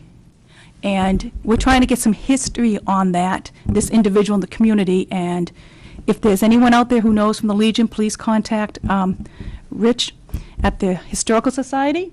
And you could also send a copy of that response to the Veterans Committee. We are compiling the history of we have an inventory list for the website too, and we want to compile all the history and the background knowledge on the memorials that were placed and why they were placed. But anyways, I wanted to throw out the question that came to me last night, because I don't know the answer, and there may be some Legion members out there. And we are going to look at also in-kind, services from organizations for us on some of our projects that we have coming up. But at this time, we'll want to get quotes to put in a budget cycle, because the town council may come back to us and say, well, because of painters getting up on the ladders, we probably may not want to have in-kind service. We may want to turn around and make sure that someone is insured properly. But we just wanted to come and update you every once in a while. If you want us to come quarterly, just let us know. But hopefully, to let you know, the sign should be up hopefully by November. We were hoping last year, Mr. Hamlin and I worked hard on that. Hopefully, we can get the monument up at the library by the end of the fall of 2008. That's what our goals are for those two items. And the monument/memorial at the cemetery will be up by Memorial Day. So those for the community members, because it's a very long, frustrating committee. We meet once a month, and you have to have members show up to have a quorum, and they've been working very diligently lately, and those goals will be met. Okay? Yeah, thank you, Janice, for the update. And, And we'd like to thank Al. There was recently a question regarding oaths, and Al was very fast in responding to us, and we appreciate that, Al. Great. Thanks. Janice. Let's see, the town clerk, tax collector monthly update. We have a written report. Ms. Benvenuti is not here tonight. She's dealing with some family and illnesses, and I wanted to note that at her request, I would ask the council to not move forward with discussing the amended copier policy, because she wants to provide some input on it and was unable to do that by tonight. She said there's some state laws that impact what fees she can charge for certain types of copies, and she wants to make sure that's reflected. So, Julie, you're up. Monthly update from Julie Glover, the project coordinator for our downtown project. And now we really have 2 something weeks to under- talk about. 2 weeks under, and As I think everybody probably is aware at this point, the construction has started, has been going forward for a week and a half. There's been a huge amount of change. Obviously, if you've been anywhere in the area of Creighton and Prescott Street or Exeter Road, they're really moving quite quickly and are a bit ahead of a schedule at this point. The detour, I think, for the most part, has been working well. We've actually received a fair number of compliments on the detour and how well it's working. There doesn't appear to be any traffic backup in the mornings, and we currently still have 2 officers stationed at the top of Jerry Ave directing traffic for the evening rush hour. They're there roughly from 3 to 7, although I think I came through at about 6:30, and they didn't need to be there because the traffic was flowing at that point. So I think more people are getting used to the new stop sign. I haven't heard quite as many reports of people going through it, so we're just hoping that the learning process continues and people are aware that there is now a stop sign on Route 152 at Jerry Ave. 1 Prescott Street has been demolished, and the changes in the grade are already taking place down along Prescott Street. They're working this week to wrap up the cross-country sewer work in that area, and so they hope to have that completed by Friday, and then they'll be paving next week. And they are going to place an office trailer on the site of 1 Prescott Street as well, and that, I think, is going to be in place, if not next week, then the following week. The work continues and is going great guns on Exeter Road. They're in the process right now of placing a temporary water line. I don't know if any of you have been down there to see it. It's the kind of day glow pipe that's going to be running alongside, essentially where the sidewalk was on the east side of Exeter Road.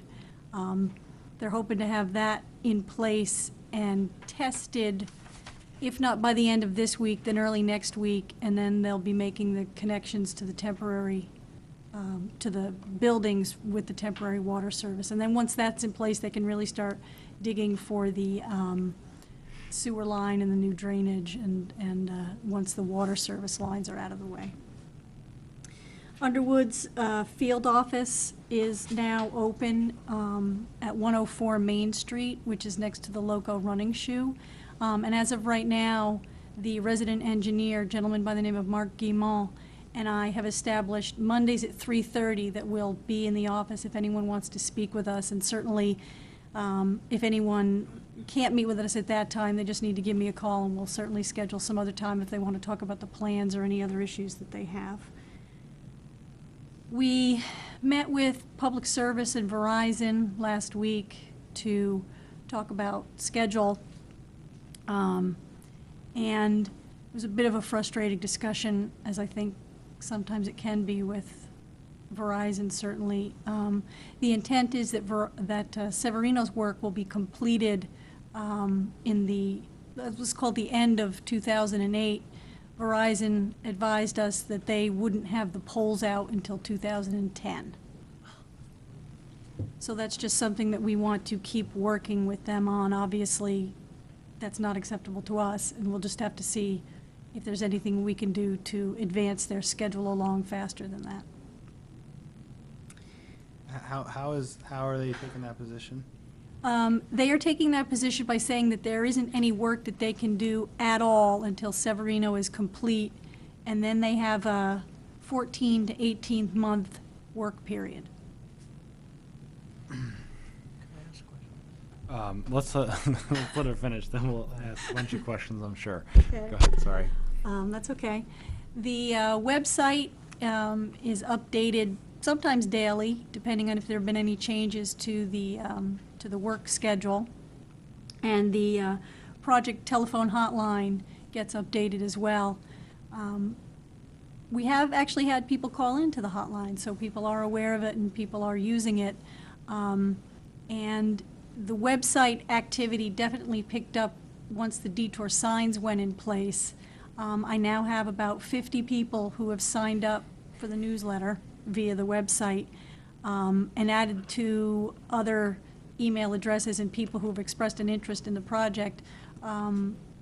Email updates in the newsletter probably go out to about 150 people. And then, again, as I said, that list is growing every week. We've been getting, I think, really terrific media coverage. My thanks to the local newspapers who've been placing the articles about the detour and the project and some of the downtown businesses. We've also had radio coverage, I don't want to get it right, WGIR, WTSN, and I am told that we actually had a listener call in to the Bay this morning and was extremely complimentary about the work that we're doing and the detour. So that was actually kind of nice to hear. At this point, I think I'm just going to stop. I know that we need to talk about a couple of other things, the change order process, the Exeter Road drainage, and I guess Brian also wants to talk further about Verizon. So at this point, maybe I'll open it up to questions. Councilor Glennon? Verizon. Yeah. Is there anything we can do with the Utilities Commission? Because it appears that we are not the only community that has a problem with this entity. And it almost implies to me the attitude is, where are you going to go? We're the only one that does this. And these are our polls, and you work in our schedule. I mean, they've known about this project now for how many years? Do we have any leverage with Utilities Commission? Not much. Basically, I think that's why we're involved with this class action lawsuit with the other communities, several other communities. I think we showed you a couple 3 years ago, as a result of meetings with the various communities and meeting at the LGC, where community projects were done, and you had this monument in the middle of the project, and it was the telephone utility poles that hadn't been moved.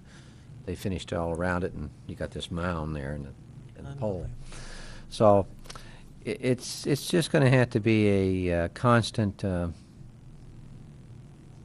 urging on the part of Julie. I don't think your congressional people can help you. I mean, it's a private company. And I don't know if the Public Utilities Commission can help you much with their work schedule. Well, somebody's got to be able to help. I mean, come on, this is ridiculous. The whole community, the entire state's having problems here. I can't believe for a moment that there isn't anything out there that can help us. Well, and there's a possibility it may not get any better, too, because there's a discussion right now on the possible sale of the Verizon Well, that may not be assets. a bad thing. Might get better. Yeah. It may not. It may get worse. Thank you, Julie, for your efforts. I had been advised by Mr. Dixon that the council was interested in talking about the change order process. So for your information, I included with the packet the change order process that is outlined in the contract, and that's the contract between the town and Severino Trucking. That's, I mean, I didn't read that, because that's Me not either. really what I was talking about, just to Right, make that clear. I understand that, but just to let the council know that there is a defined and But that's very. between the town as an entity and Yes, the company, it's not within the town. right, correct. What I don't want to happen, and I put this on the agenda, is, at the suggestion of Chris Hawkins, is that, because he reviewed the contract, he does that kind of work, and he said it's a good contract, but you guys need to decide internally, if it's a $5,000 thing and it has to do with something underground, who solves it? Right. If it's changing the light poles, does Al get to make that decision, or the next town administrator and the staff, or do we? Because you don't want to be doing that and waiting 2 weeks for the decision to be made Right. and screwing up everything. Well, let me also say this, that Underwood's resident engineer is on the site every day, and as the project goes along, there's a kind of a give and take, back and forth. Some things change, some changes are acceptable to the engineer. For example, the sewer pipe, they had originally specified ductile iron and then said, yes, you can use PVC. That's about a $10,000 cost savings in the area of Creighton and in the project. They keep track of that, and that becomes, frequently in the construction industry, you'll hear it referred to as horse trading, that they all agree to it. At the end of every day, they agree to what extras, plus or to the minus, there are, and they keep track of that. For example, we want to place an additional catch basin in the area of Prescott Street. Now that one Prescott is removed and we're going to be making some changes to the grade there, it makes sense to everybody to put an additional catch basin in. I don't have a definitive cost on that, but I asked the engineer, rough numbers, it's maybe about $3,000. So again, the example is that $3,000 fits within the $10,000 credit. Another example, as I'm sure you're aware of issues that may come up, today they discovered on Exeter Road a granite culvert. Maybe it was a drainage, we don't know what it was, but it's there. As a matter of fact, I was able to get a hold of Phil LePage because it's right in front of 15 Exeter, and he says he remembers climbing through it as a child. So he actually was able to give us some information about it, and we're going to go talk to him tomorrow at the museum to get further information on it. It's collapsed in some areas. It's really not functioning now as a drain, but it's granite, and it's a fair amount, we think, and it's there. So we will need to determine if there's going to be a cost associated with getting rid of it. Do we get rid of it? Do we try to abandon it in place? That's a good example of an unforeseen comes along. We have to deal with it sooner rather than later because, for example, let's just say that the council said, no, any change at all have to come to us. The work would stop. I mean, you really couldn't function with the project that way because the work would come to a grinding halt. If we decided, for example, gee, wouldn't it be nice to put up a park where one Prescott was, that's a change in the scope of work, or we want to add lamp poles, or we want to change the scope of work, I would think absolutely that's something that we would need to come to the council for. So, yeah, I am absolutely looking for your thoughts and guidance on whether it's a dollar amount, whether it's a type of change, if we can fit it within the horse trading or within the project budget, is that just something that we can move forward with? Mr. Pulaski, Councilor Pulaski? Julie, there were a couple of things that came to my attention today. One of them as I was walking into the meeting tonight. The first one is the trash has not been picked up on Exeter Road for 2 weeks. Yeah, Phil LePage advised me of that this afternoon, and I got a hold of Best Way, and they said, well, we couldn't get the trucks through, which is not what Severino's told me. In any event, I spoke with their operations manager, and he's going to send a smaller truck in tomorrow to pick the trash up. Thank you for reminding me. I meant to talk Thank about you. that. They're going to send a smaller truck in, and I certainly suggested to them that for the duration of the project, if they can't get the big truck in, they have to get the small truck in. So he is going to go speak with Severino's field supervisor to talk about the logistics of that. And the other item is the barricades at the end of Exeter Street and Jerry Ave. Woman commented that at night, as you're coming down Jerry Ave, you can't see those, Okay. and she's afraid that somebody might not be aware of them and go smashing into them by trying to take a left off of Jerry. Thank you. Mr. Dixon? The process that Julie explained to the council on the change orders is basically the change order process that traditionally has been used in projects that I've worked with. And the projects in town that we've worked with of any size have been Nichols Ave. That came within the budget that we had to work with. There were things that had to be addressed, or else construction stopped. If you stop construction, you got more costs. Okay? So typically, if it can be handled in such a way that there's a trade-off or you live within the budget, you do it, you keep on going. You can always advise the council later of the consequences. But, for example, the change orders and everything we had to do in Nichols Ave, it all came within budget. The change orders on Phase 1, and that was let's see, Nichols Ave was $670,000, I think, or $700,000. You know, it's not necessarily a small project for this community. And Phase 1 was $1.5 million, and all the change orders and difficulties we ran into, I think the council was aware of, and made aware of, but again, it was all handled within the budget. It didn't exceed the budget allocations, and there is this, I don't know if horse trading is the right word or not, but it's probably as good a terminology as not. There's going to be some things that's going to come to everyone's attention. Well, gee, maybe we can do this a little cheaper, you know, in this way, and it'll work just as well. There's going to be a savings. That helps when you come up against something else that you can't do any cheaper. You've got to deal with it. So I just wanted to reinforce what Julie has added for the council. Councilor Glennon? Thank you for putting it that way, because I was trying to think of how I would articulate that. I guess, I don't know if you need a motion on this or something?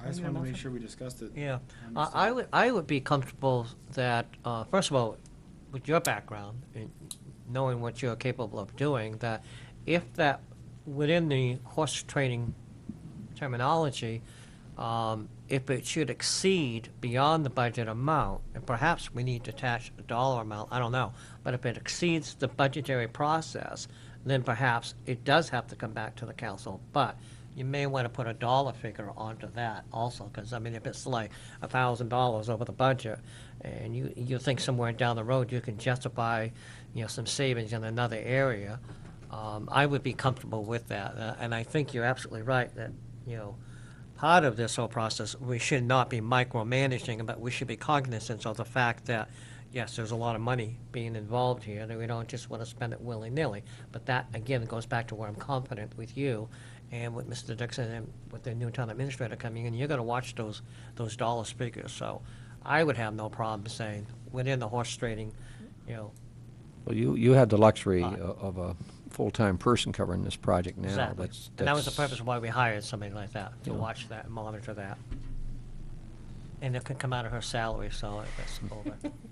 The only thing that, I guess the thing that I'm most concerned about is changes being made that affect the physical appearance of it, that radically change Right. No, I would costs imagine, and that kind of stuff. Because Yeah.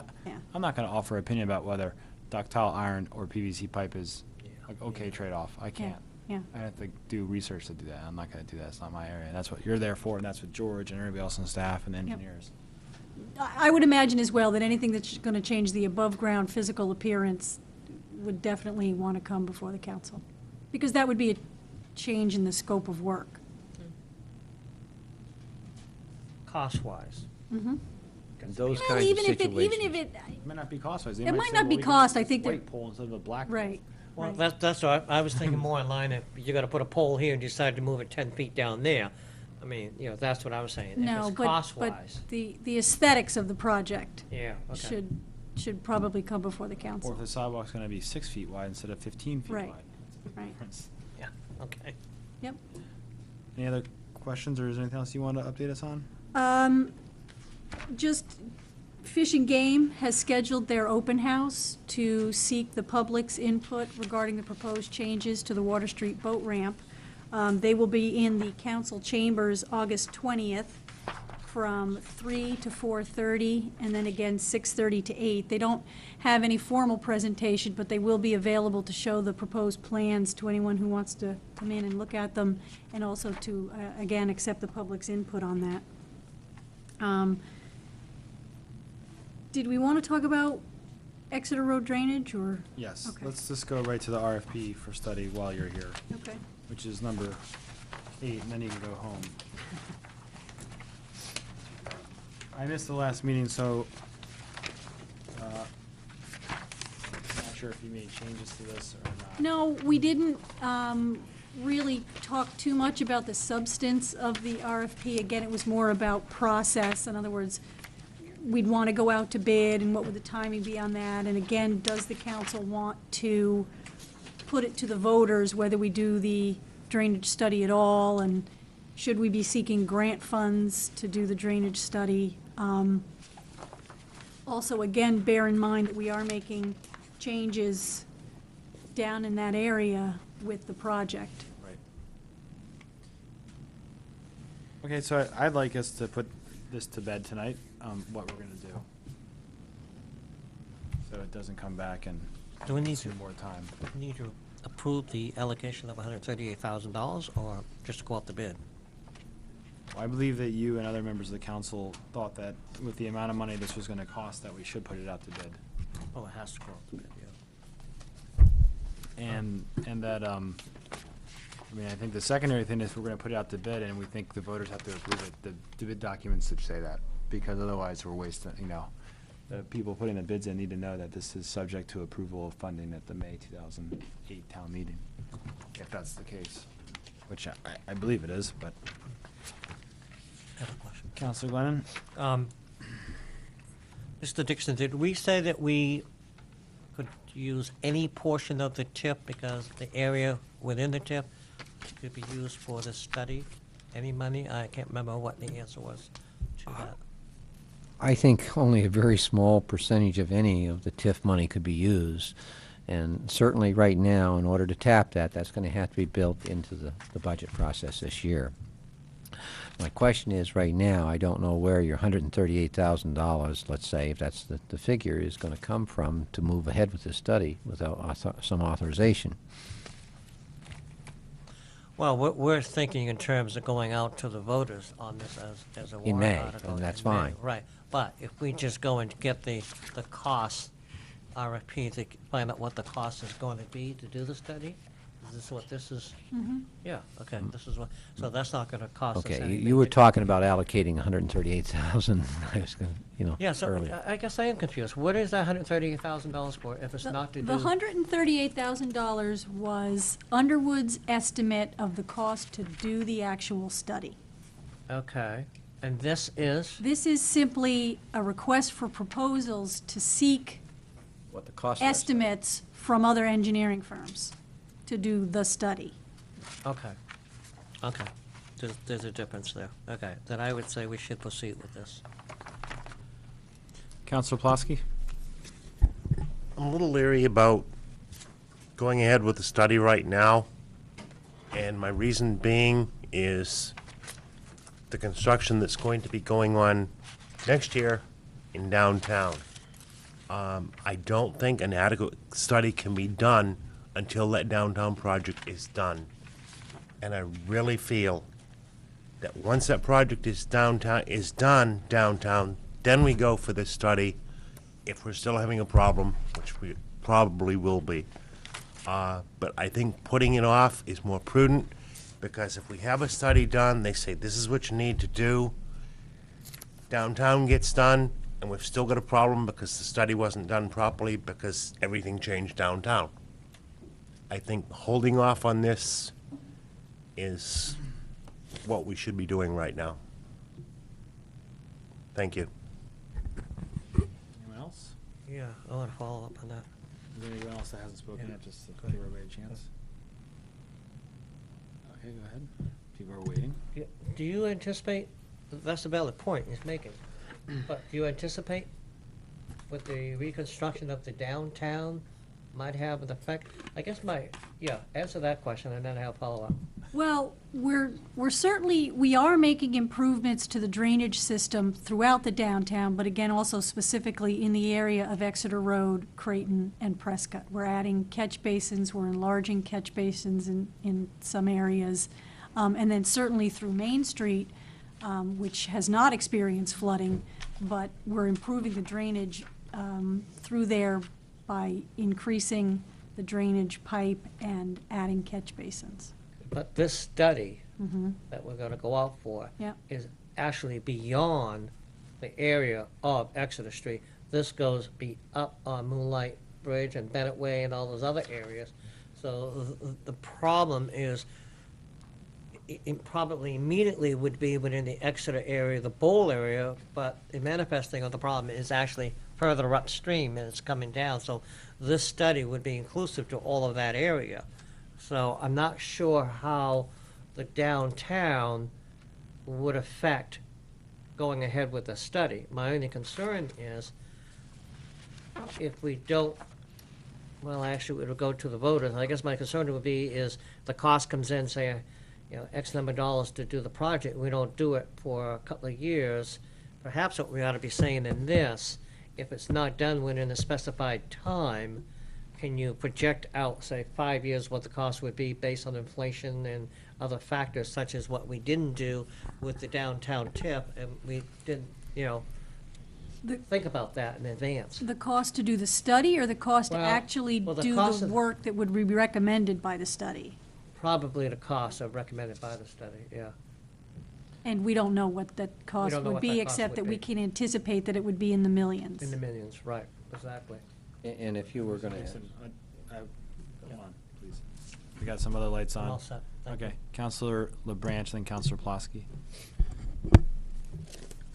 Originally, I was concerned about going out too early with a bid on this. I think that was one of the things that I expressed. But if we go out to bid, and these bids will be guaranteed to hold past the May vote, I don't have a problem going out with it. But I just want to make sure that, we're not going to put to the voters in May something that's going to go up 10% in June if we don't get it done. So that's my only concern. I have no problem going out with it as is. Okay, Counselor Pulaski, I believe. Actually, I believe Administrator Dixon hasn't spoken on this yet, and I have, so I'll let him speak first. Okay. Dixon? I was just going to say that if you're asking an engineer to give you a projection out 5 years, it's a little difficult in anybody's crystal ball.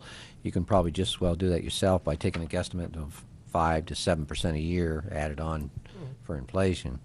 But there's other things, like if we'd known totally how bad the financial situation was with the DOT in general, this following spring might have been a better time to go out to bid because there's going to be less DOT work, and that's a big slice of the pie, so contractors might be a lot hungrier next year.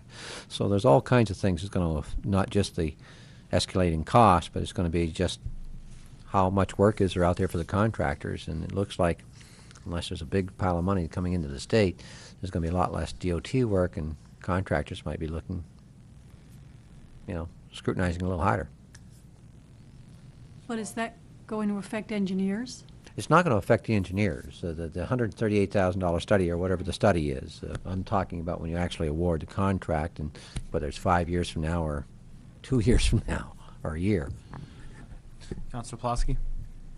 I still think that waiting on this is the best idea because, yes, we have the New Road Basin, we have the Moonlight Brook Road Basin, but everything all ends out into the Exeter Bowl. And that downtown reconstruction and reconfiguration of those roads is going to ultimately, possibly change, not necessarily improve, the flooding situation in the Exeter Bowl. And I think any study done now is going to be flawed because of that reason. Because Exeter Street is being called a bowl for a reason, because it comes downhill from all sides. And that's the ultimate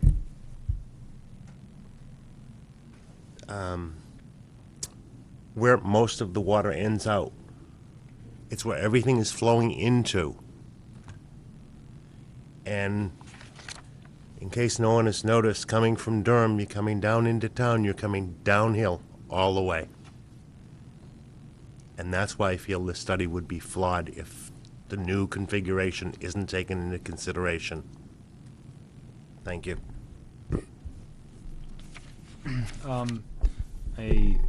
I don't support doing this study at all at this time, because I think that the eventual cost of any of the recommendations will exceed what we'll actually be able to pay as a community. And it's a historic problem that has been there for generations.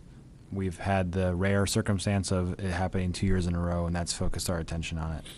And it happened those 2 years in a row for different reasons due to different storms, which has become pretty clear from the reports. I'm not sure if anything that we can do, except for complicated, very expensive things like baffle systems and pumps, would prevent it from happening again. So I'm not even sure if I don't support putting it out to bid or to the voters. So we've had a couple people express their opinion. Would someone like to make a motion to, I guess we should put this to the workshop for final decision, unless there's any suggested changes to the actual study, which is what I thought had happened before, but I guess not. So I thought that there had been suggested, oh, please improve this or whatever.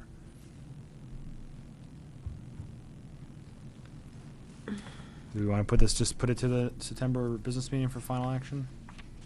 What's going to change? Well, Counselor Jarvis will be here, and Oh, yeah. she did, she supports this idea, and out of respect for that, yeah. Mm. Plus, it was not intended to be voted on tonight. Okay, I'll make that motion to move it to a September workshop. Second.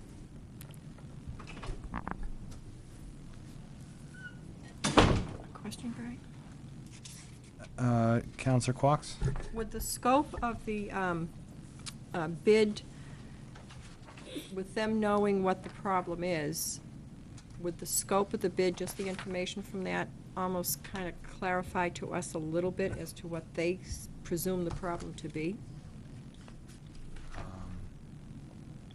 I think that they are, the key thing here is making the recommendations. So having the sense of what we know, what we think happened, I guess they'll try to confirm that, and then make recommendations. So I'm not sure if that would clarify, reduce the What we workload. really need. And I think the also, majority of the work is, okay, well, you have too much water coming from this basin. All right, well, you need to put in a giant yeah. pipe or, Would that also give, if we delayed recommending this proposal right now, would that also give the Code Enforcement Planning Board or some council members to look into all the development that's gone up there and to make sure that it's been done according to how it was represented and how it was supposed to have been done, to see if any of those developments up there are not in compliance with how they were supposed to finish their projects? And maybe they could bear some of the burden of the problems that we have. And also, if we can't use TIF money for that, I thought we might be able to use TIF money if that is creating a problem in a TIF district for the infrastructure that we put in. Shouldn't we be able to use TIF money to rectify the problem, even though it's being fixed outside the TIF area? But that section, I've read through it a few times and I can't find it. I'll try to answer the last part. I think that the TIF district funds are intended to support infrastructure improvements necessary within the TIF district to support new development, not to solve existing problems, like, drainage or, Yeah. so that's my understanding.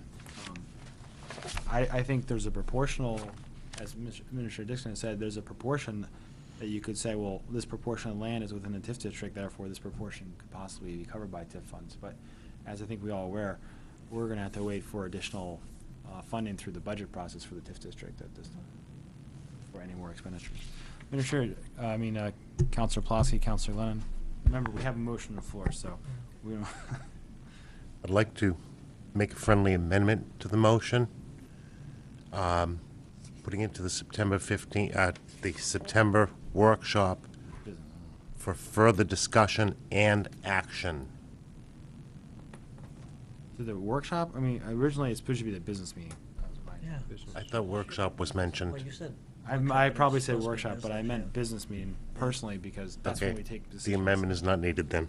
Brian, the motion is for the workshop. You guys, Yeah, mean, it should Counselor be the Glenn- business meeting. Well, I'll amend that. Okay. thank you. That's a workshop on my mind, so. Okay, Mr. Counselor, Counselor Lennon? Yeah. You finished? I just want to touch on something that Councilor Quacks just said, and I think she may have hit the nail on the head here.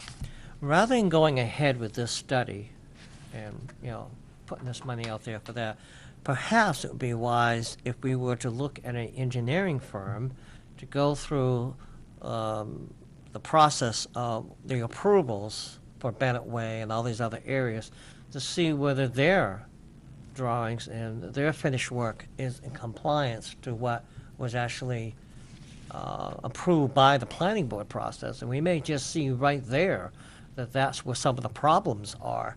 And then we, somehow, I would think, we should be able to hold these developers accountable for their actions, whether, if the actions are contrary to what the approvals were. That, to me, makes more sense than to be spending money to try to figure how to solve the problem further up, because those problems could have been manifested by what the developers did or did not do. And that would only make sense to me. I would support that, if that ever came out as a motion to hire an engineering firm to see whether those things were actually done. Any more discussion? Okay, please call the roll on moving this to the business meeting for final action. Counselor Pulaski. Aye. Counselor Quox. Aye. Counselor Hamel. Aye. Counselor Branch. Aye. Counselor Glennon. Aye. Counselor Hart. Aye. Motion carried. Thank you, Julie. Thanks, Julie. All right, so we're going to take a 5-minute recess, but when we come back, I would suggest that, I know there's 2 members of, there's 1 member of the Black Bear TIF here. Maybe the other one is still here, but not in the And room. Janice. Oh, okay. All right, sorry about that. Maybe we could go to that agenda item next, and then go to the cable